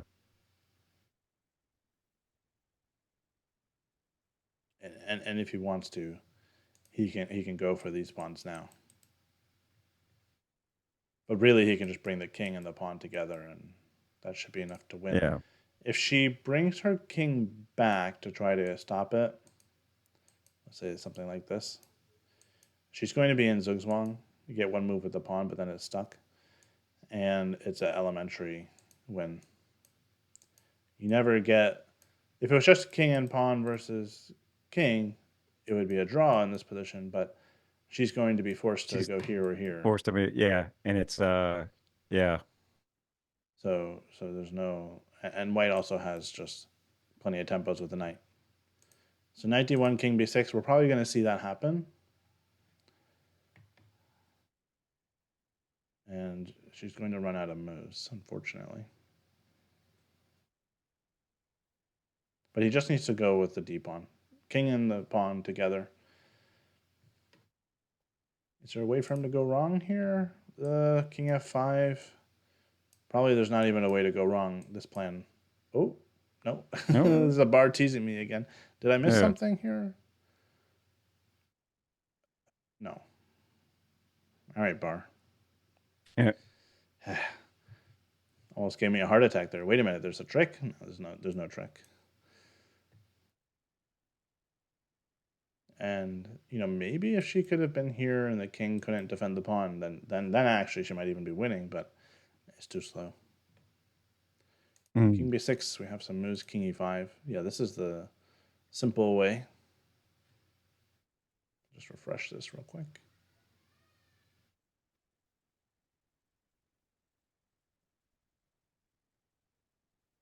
Oops, flip that. Yep. She continues to come over.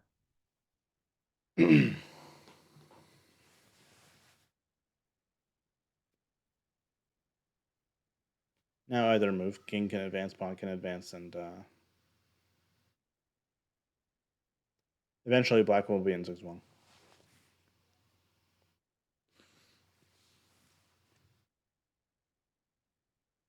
Okay. Move past the king.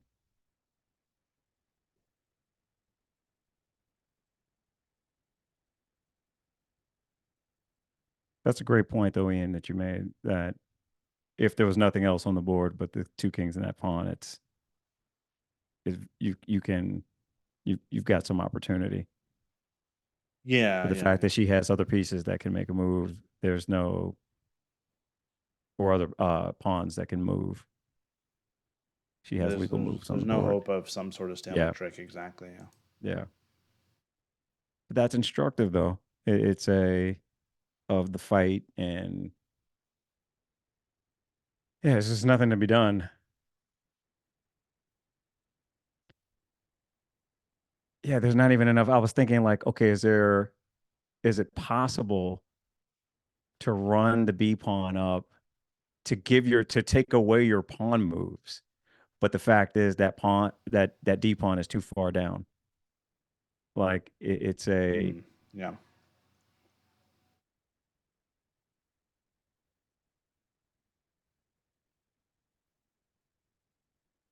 Well, there's a part of me that's tempted to just push B3, let D6 happen, get the king in position, push B again, force a take, push H5, force a take, and then try to run the G pawn. try to run. Yeah.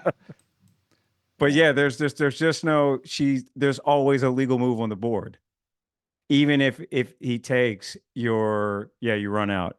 Say something like this here. I mean, she might try this here. The thing is, if it was this and there was no H pawn coming down here to Yeah. meet you, then you could try it. But Yeah. unfortunately, yeah, it's a race you're not going to win.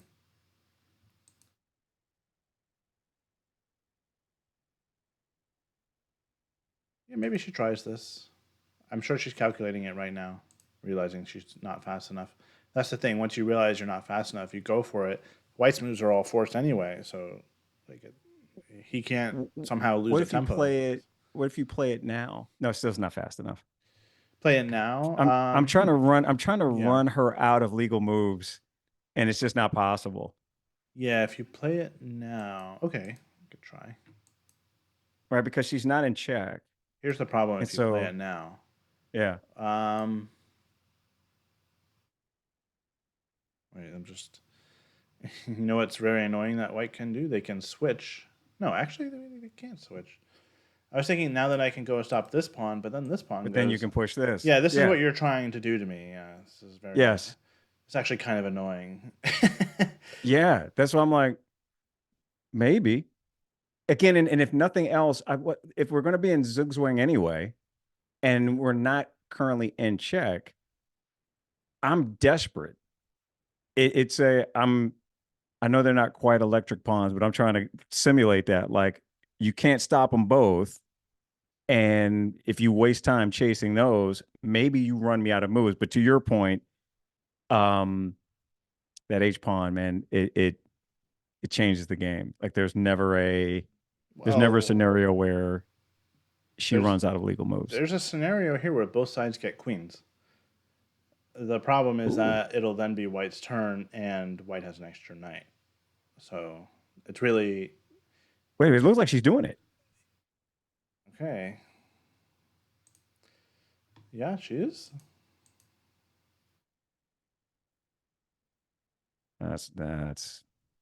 That's how you do I it. mean, I have to give her credit for fighting spirit. I've sort of Yeah. given up on this game a few times now, but she keeps finding these things that is it's yeah, testing him. Okay, Yeah. I love it. I yeah, love yeah, it. it's great. Yeah. Oh man, I mean, it's Hey, technically white gets a Kevin's queen. in here. Kevin just jumped on the stream. What's up, Kevin? He won his game. Yeah. Um,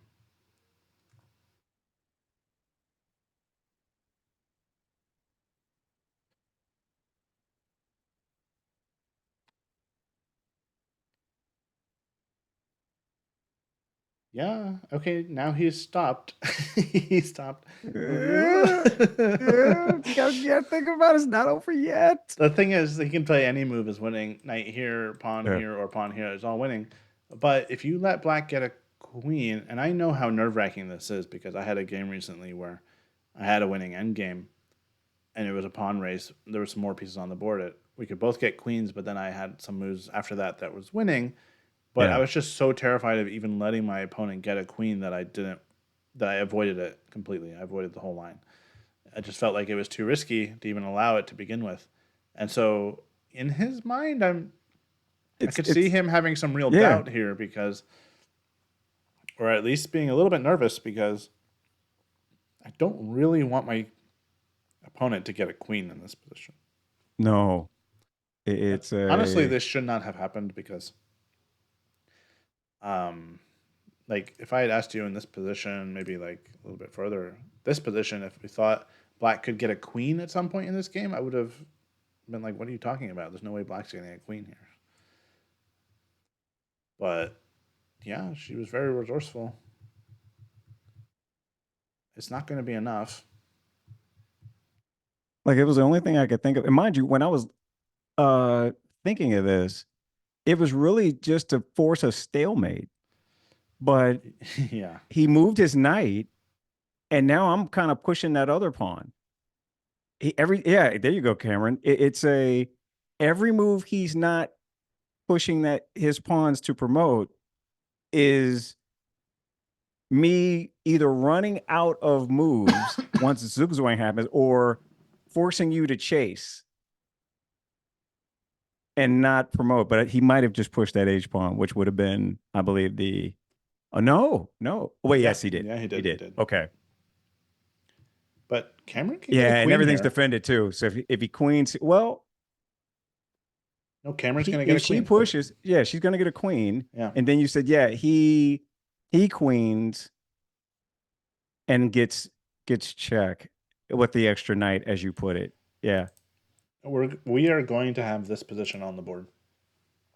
And yes, it's winning for white, and it's probably not too difficult, but there's chances for white to go wrong still. I mean, that's all we can ask for really as black is some Yeah. chances.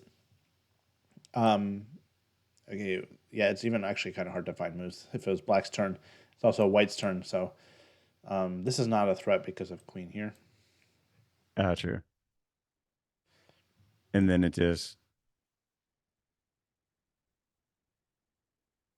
I'm wondering though, is there a scenario where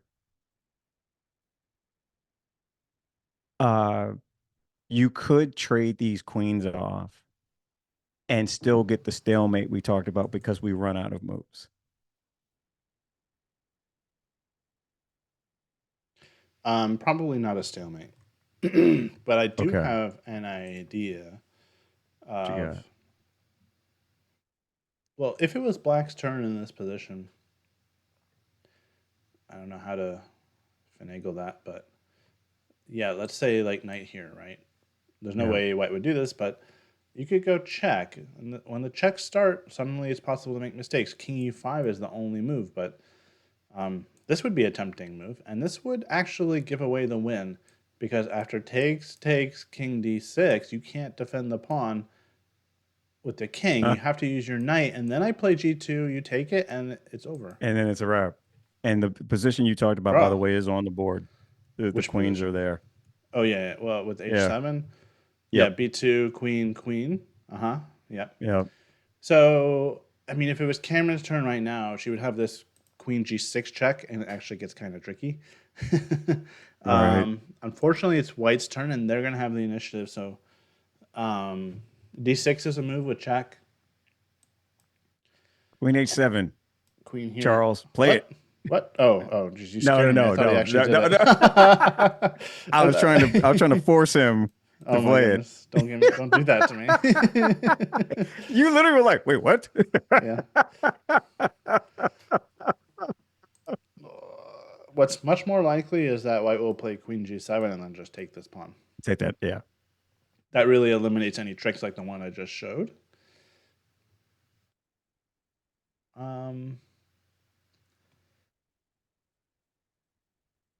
Okay, what did he play? Yeah, D6. This makes a lot of sense. So this is actually going to likely force a queen. Lose the queen? Is she losing the queen? No. Well, you can't go king c6 and you can't go king b6 Yeah, because you're you going to get 100% lose. skewered. Yeah. After this, you lose your queen. Yep. So you have to go king b7. That's an unfortunate spot for the king. You want to be a little bit closer. It's possible that Isn't white that can even that just push d7. There's also all is sorts of there? checks. Hmm. Oh, I was gonna say, is there any kind of check on the that matters? Can you just check the king at this point, or no? If Well, if he white just gives you yeah, the there's opportunity, no he maybe, just yeah. gets out of it. Yeah. I'm just wondering if he.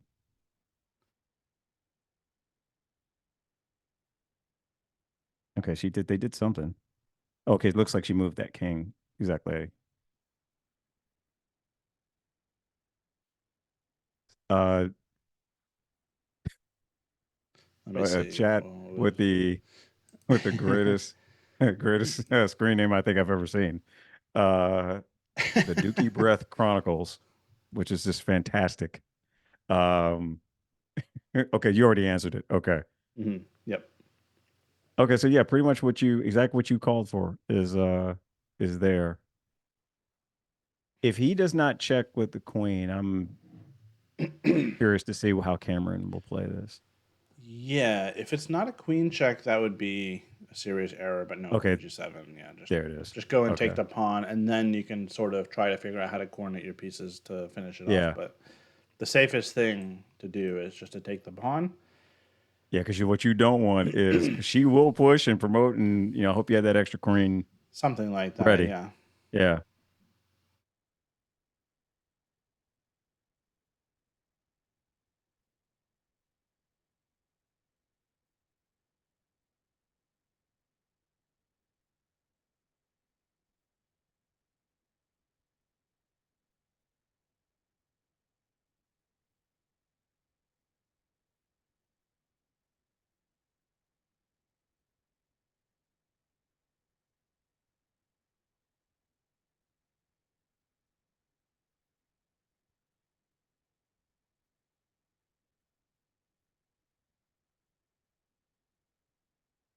Well, Where do you go with the king in this position? it doesn't really matter too much, I don't think. I don't really want to go far away. I'd rather stay closer, but I can't go here because I get checkmated. So something like Which king b8, I suppose, but okay. um, maybe king b6 so that we're not in the line of this queen, just in case. Yeah, it's a good call out. Computer likes king b8 the most. Okay. So what do I know? Really? Now, okay, now that I What would do I not know? have. Yeah, I would not. That is not what I would have thought. I'm wondering. he strikes me as the type of person who may not take that pawn, but would push that D pawn. And all I want is a chance. I want a chance to check and take that knight.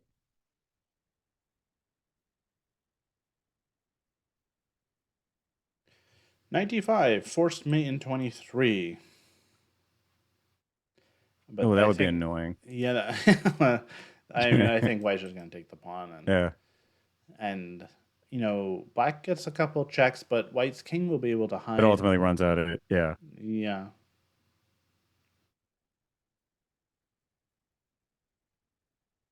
Yeah. If you take the pawn, then there is no taking the knight, but there is. Queen Okay. C7, I believe, was played. Okay. That's I mean, it's all good, but this is a riskier move because you really are toying with fire letting Yeah. this pawn live. He's not. Yeah. He doesn't want it to like. He doesn't want to do it. But I think he's going to push the pawn. Like I said, he strikes me as the type of player that's going to push that pawn once the king moves, because then there's no the pawn's not going anywhere. He pushes his pawn, but there is that intermezzo. But then you can block with the queen,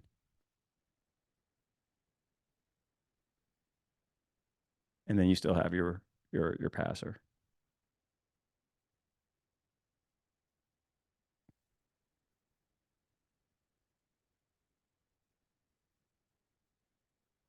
This is a good fight. I'm probably resigning here.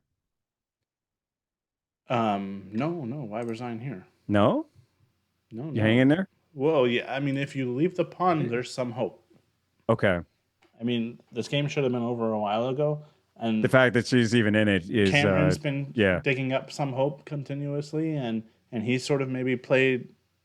I don't know if a he little even played loose. inaccurately, maybe a little bit loose. I think he just did the check because he didn't want to let Black get a couple checks in. But I mean, that's going to be inevitable anyway. I don't think you mate here. I think you have to. Um, I think you just have to go after the pawn and then start to make progress. The Gotcha. dangerous thing is if you play like d7, for example, maybe you start getting checked, and where's your king going to Oh hide yeah, exactly? You know. got you.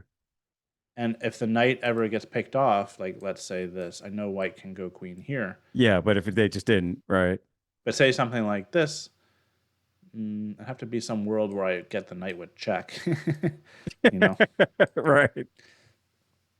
now it's a draw Now, apparently, now but it's yeah, now you can't hide anymore. yeah. And by the way, it'd be too late to block because we do this. Yep. So my point is that there are scenarios where There's having still left where black with you this extra pawn comes back to bite you. got you. This would be a draw. It's unlikely, very unlikely that that's going to happen, but just the fact that it's a possibility is reason enough for Kamryn to keep going here. Queen Got you. c6 check. King a7 should be pretty safe. Again, if this knight comes in to try to help do a checkmate, there's going to be a lot of queen checks. If we ever somehow trade queens, then this pawn is running. So not super easy here. Not super easy. And the crowd in the playing hall is thinning out. There's not many people left. It's just us. Something. Look at that kid watching. He's got a spiffy suit on. Man, Yeah.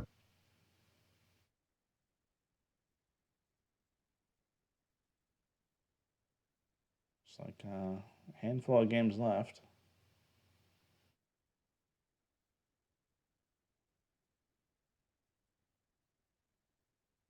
I just feel like White made this a lot harder than it needs to be. Yeah. It's He still easy. It should be easy, but there's just like somehow there's always something left for White to have to figure out.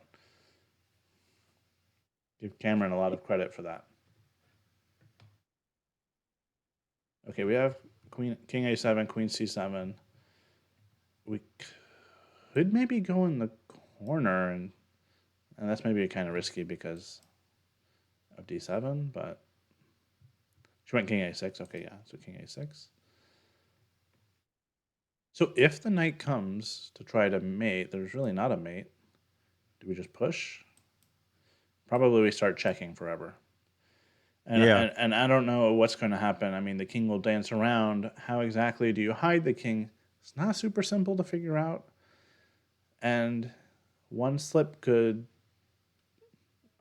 yeah, I mean, it's possible to slip up, I guess. I'm gonna call it in.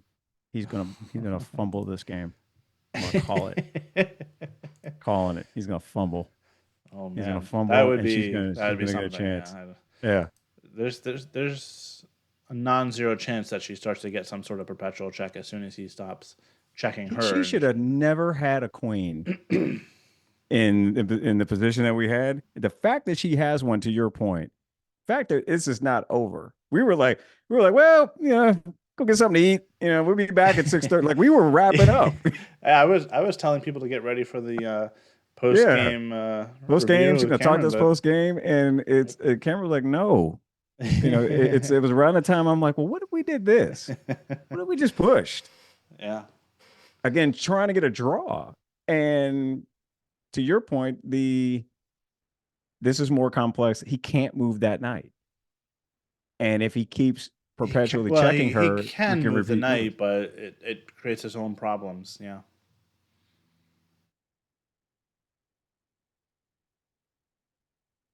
I would probably, I know I've said this, I know he doesn't want to be in a scenario where he doesn't check and keep control, but I would push D7 here.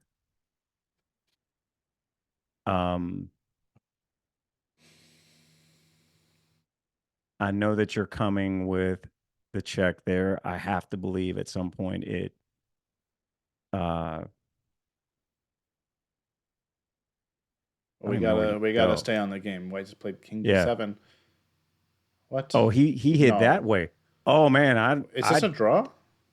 I don't know that that's. Oh, that's not. Well, even if This is she were to check, unbelievable. This is so unbelievable. yeah, Okay, I mean, the thing is, don't get too excited because finding Queen H7 and whatever this continuation is, Queen H7 is the move for a draw, and it's just not. It's not really. I mean, yeah, maybe it's really the why only not? check. It's actually the Yeah, it's only the only check. check. You can't go Yeah, here because of this, so you yeah. have to go king here. Oh my She's goodness, fine, and goodness. she's fine in that. She has to Yeah, he play shouldn't Queen have done H7. that. Again, I think you push the deep on and you hope to live for another day. Yeah, but But we can't celebrate because it's I don't know how easy or obvious this draw is. Why I don't even understand why it's a draw. So Queen H7, the king goes well, first of all, if he goes up, what she is the goes point? to, Let's say well, let's say here. yeah. I'm trying to think of where. Well, then she just goes. She Queen wins the E4. night. If she saves this, it's gonna be epic. Dude, man, I'm calling it. She's saving this. She's saving it. She shouldn't even have the queen. um if what if King C8, then there's Queen H8 check, but that's the only move. Oh man, I mean King H8, Where's it Queen go? D8. Right. There's Queen C3, Yep. and you're gonna get the knight. I think we're gonna take the Yeah. knight. Well, yeah. If King moves, we take the knight, and now White Yep. has to worry about this pawn, Yeah. and this pawn is there's two pieces in the way. There's two pieces in the way. Yeah. This is insane. I mean, I still don't think it's gonna happen, but I mean, she should play King H7. She went Queen E4. Oh no. Yeah, I mean, this is Wait, what's so so hard about what'd this. she do? She went Queen E4. Oh. Yeah. Oh, you have to go with checks though. This is unfortunately now it's just very simple. Queen C6 is no. You don't even need to calculate. It forces a queen trade, and then the knight stops the pawn, and this pawn can run. Ah. Oh, she teased us at the She end. teases with it. Oh no. She's gonna kick herself because this was that would have been pulling it out of the fire, man. Yeah, Ah. but I think it was unrealistic to actually get the draw. Wow, what a suspenseful moment. I mean, And her she's down, and now fighting back was she's, incredible. yeah, she's down to seconds on the clock too. Yeah, I think she's gonna call it here. Yeah, yeah, she's just, I think she just flagged. There we go. She's resigning. Yeah. Yeah. Oh man. All right, you get to break the news to her on the D4 hanging pawn and the draw at the end. Okay. I'm just That's, gonna sign off. uh, I'll see you guys later. she could come on. Where's Ian? Well, he told me I had to tell you, about these. What a game! Yeah. I'm. She was low on time at the end, which maybe affected the decision here to play Queen E4. It looks nice to have the queen centralized, but in these situations, you have to go for checks, right? That's how you get your opponent to make mistakes. You do checks. You don't allow them to take control and check you. The second white stopped checking black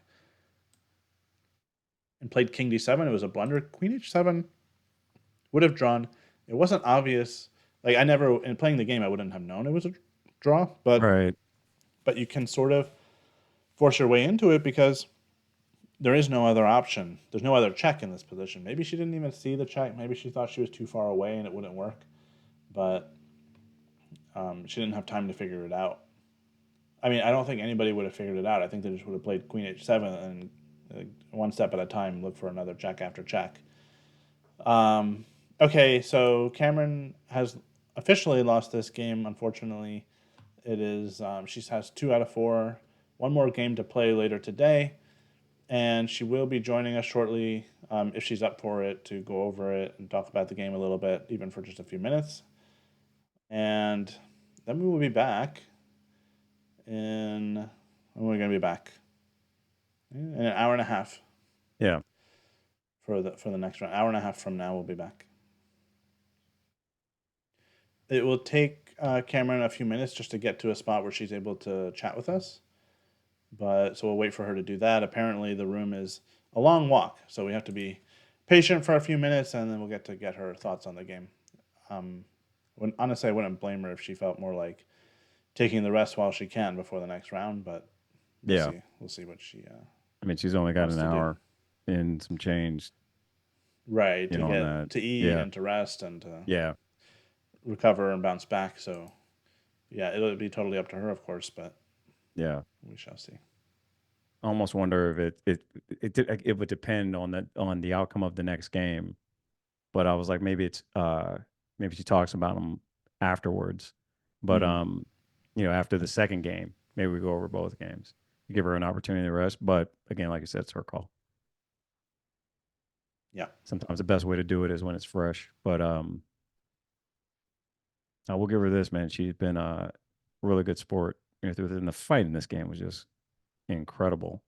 I was gonna say, yeah, I Yeah. never thought it was gonna get to the point where she actually fought back to a draw, where there's even like a possibility of having a draw. Not Yeah. easy to find at the end, so it's very missable. And even if I saw the idea, I'm not sure that it would be very hard to play accurately enough to guarantee the draw. So, you know, probably This is wasn't so going to cool to happen get anyway. the But drive by of the yeah, playing hall. Yeah. yeah, there's some TDs there. I'm so mad that we don't have anything where they bring boards to us here, or we have to bring our board all the time. I would love that to just know where you're going to show up and it's already set up for you. Oh yeah, yeah. That Not many that's tournaments that's provide sets like that. Yeah, it's true. you know what, man? I've heard that outside of the U.S., that's exactly like that. That that I think tournaments so. Yeah, provide the that's boards. my Like understanding. we're the Yeah, only ones that are like, no, no, we bring we your own provide stuff. nothing. Yeah, bring your For own. my events, I do provide. That's how Um, you do it. Yeah. I provide boards, sets, and clocks. So I recently invested in 100 sets and clocks. So I have them stored in bins in my house right now. So you know, um, so for the tournaments that I do on some weekends, I do try to provide that. Gotcha. Okay, looks like they're writing the result. Yep.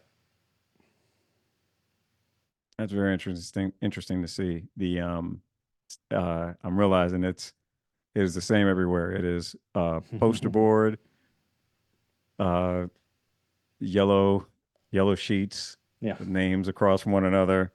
You write it in.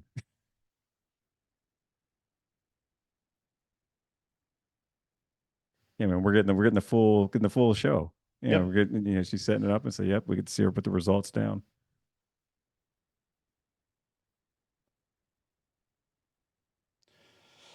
Oh man, yeah.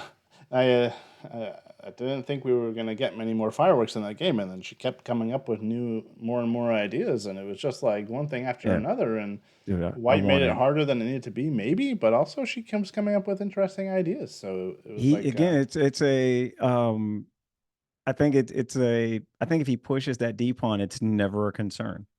But the fact that she distracted him with those pawns right. got into a scenario where he lost time and Hmm. gave herself chances. And if she finds H7, man, the um I do think the she wins that night. And then as we saw, if he's in a scenario where he can't push D and she's got another queen coming up the board, she wins that game. Or at least makes it very tough. Yeah, I can tell you that it's it's always tough to realize that I fought so hard to get one opportunity. The one opportunity came up, and I didn't realize it. You know. Yeah, that D4 is gonna be that's the story of No, this it's not game. even the d4. It's the missing Oh, the really? check at the end with queen h7. She fought for so long Oh, you're talking for about okay, so the for an second opportunity. opportunity Yeah. to the second Yeah. opportunity. Yeah, she fought for so long just to fight back from what was like just a hopeless position, pretty much. And but she got something out of it, and failed to notice it in the moment. Yeah, partially is because Right. she was lower on time, so you don't have time to really consider all the possibilities. But um, yeah, sort of a tragic finish, but it was pretty much inevitable that White was going to win at that point anyway. Hey guys, Hi, Kamryn. How Hey. are you? I'm so mad. That was a game. Or I mean, that sorry, was a game. sorry you lost it, but it was Uh, quite a game. Yeah.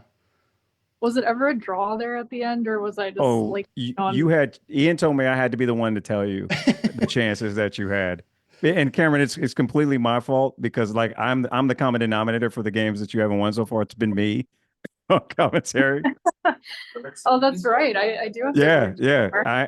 I am your bad luck. Somebody said in your one of your the people in the chat was like, Cameron listening to all of Omar's suggestions. But there was there was a couple of there was a move early in the middle game. Um Ian saw it. Gosh, man, you saw it like several moves before it came about. Where Cameron, where you took with the rook. Your Ian sacrifice. had the Ian had a had shown a scenario where that tactic worked out, but once you had it in that position that you were in, he saw something that only he would see.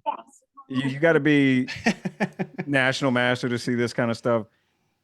He said Wait, to so it did work, or was it earlier? No, no, yeah, a tactic he saw worked, and it was apparently what you had to do here was play knight takes d4, which he posed it to me because it's long pinned. before you even got into the position, and he was like, "Omar, do you see it?" And I'm like, "You take." On E3 with check. This is what you do. And he's like, no, there's something this, and I'm trying to go the other way with it. If you take D4 there, it works out in your favor. I think Ian, if I'm not mistaken, it's I can't get you in they there. both would have been set up with two, but each of them would have had a rook and like a pawn advantage, if I'm not Well, it was mistaken. just he blundered a pawn, and Oh, yeah, you just take this, and after oh. it takes, you can take the knight. It was pinned. See, I saw that knight was attacked twice, but I didn't even consider taking the pawn. Oh my gosh. Yeah, well, What we a were thinking the same thing. It's not a difficult tactic, but it must have been some tunnel vision, I suppose, that because we liked your yeah. idea of trying some tactic on E3. We had been looking at these ideas the whole game, and there was never a chance to actually do it. So it was Yeah. clever, and he didn't respond right with this knight E1. But then it's something different, and I don't know. We figured you probably had been spending a lot of time calculating whether to take or not. Yeah, what I missed was his king moves after I check it, and then I don't get to win the knight back. Because I was thinking Right. I would bring the king up to the 7th rank and win the knight that way after checking, but it just doesn't work because the king moves. I forgot he hasn't moved. Right. If the king was still here and you take and take, you get it back right away, right? Yeah. Yeah. Yeah. I figured that's probably what happened. And yeah, okay. I realized it right after I played the move too, and I was like, oh my gosh, I need to stop sacking rooks. It's such a It problem. seems like every time you go for some tricky tactic, it sort of backfires. I know. Yeah.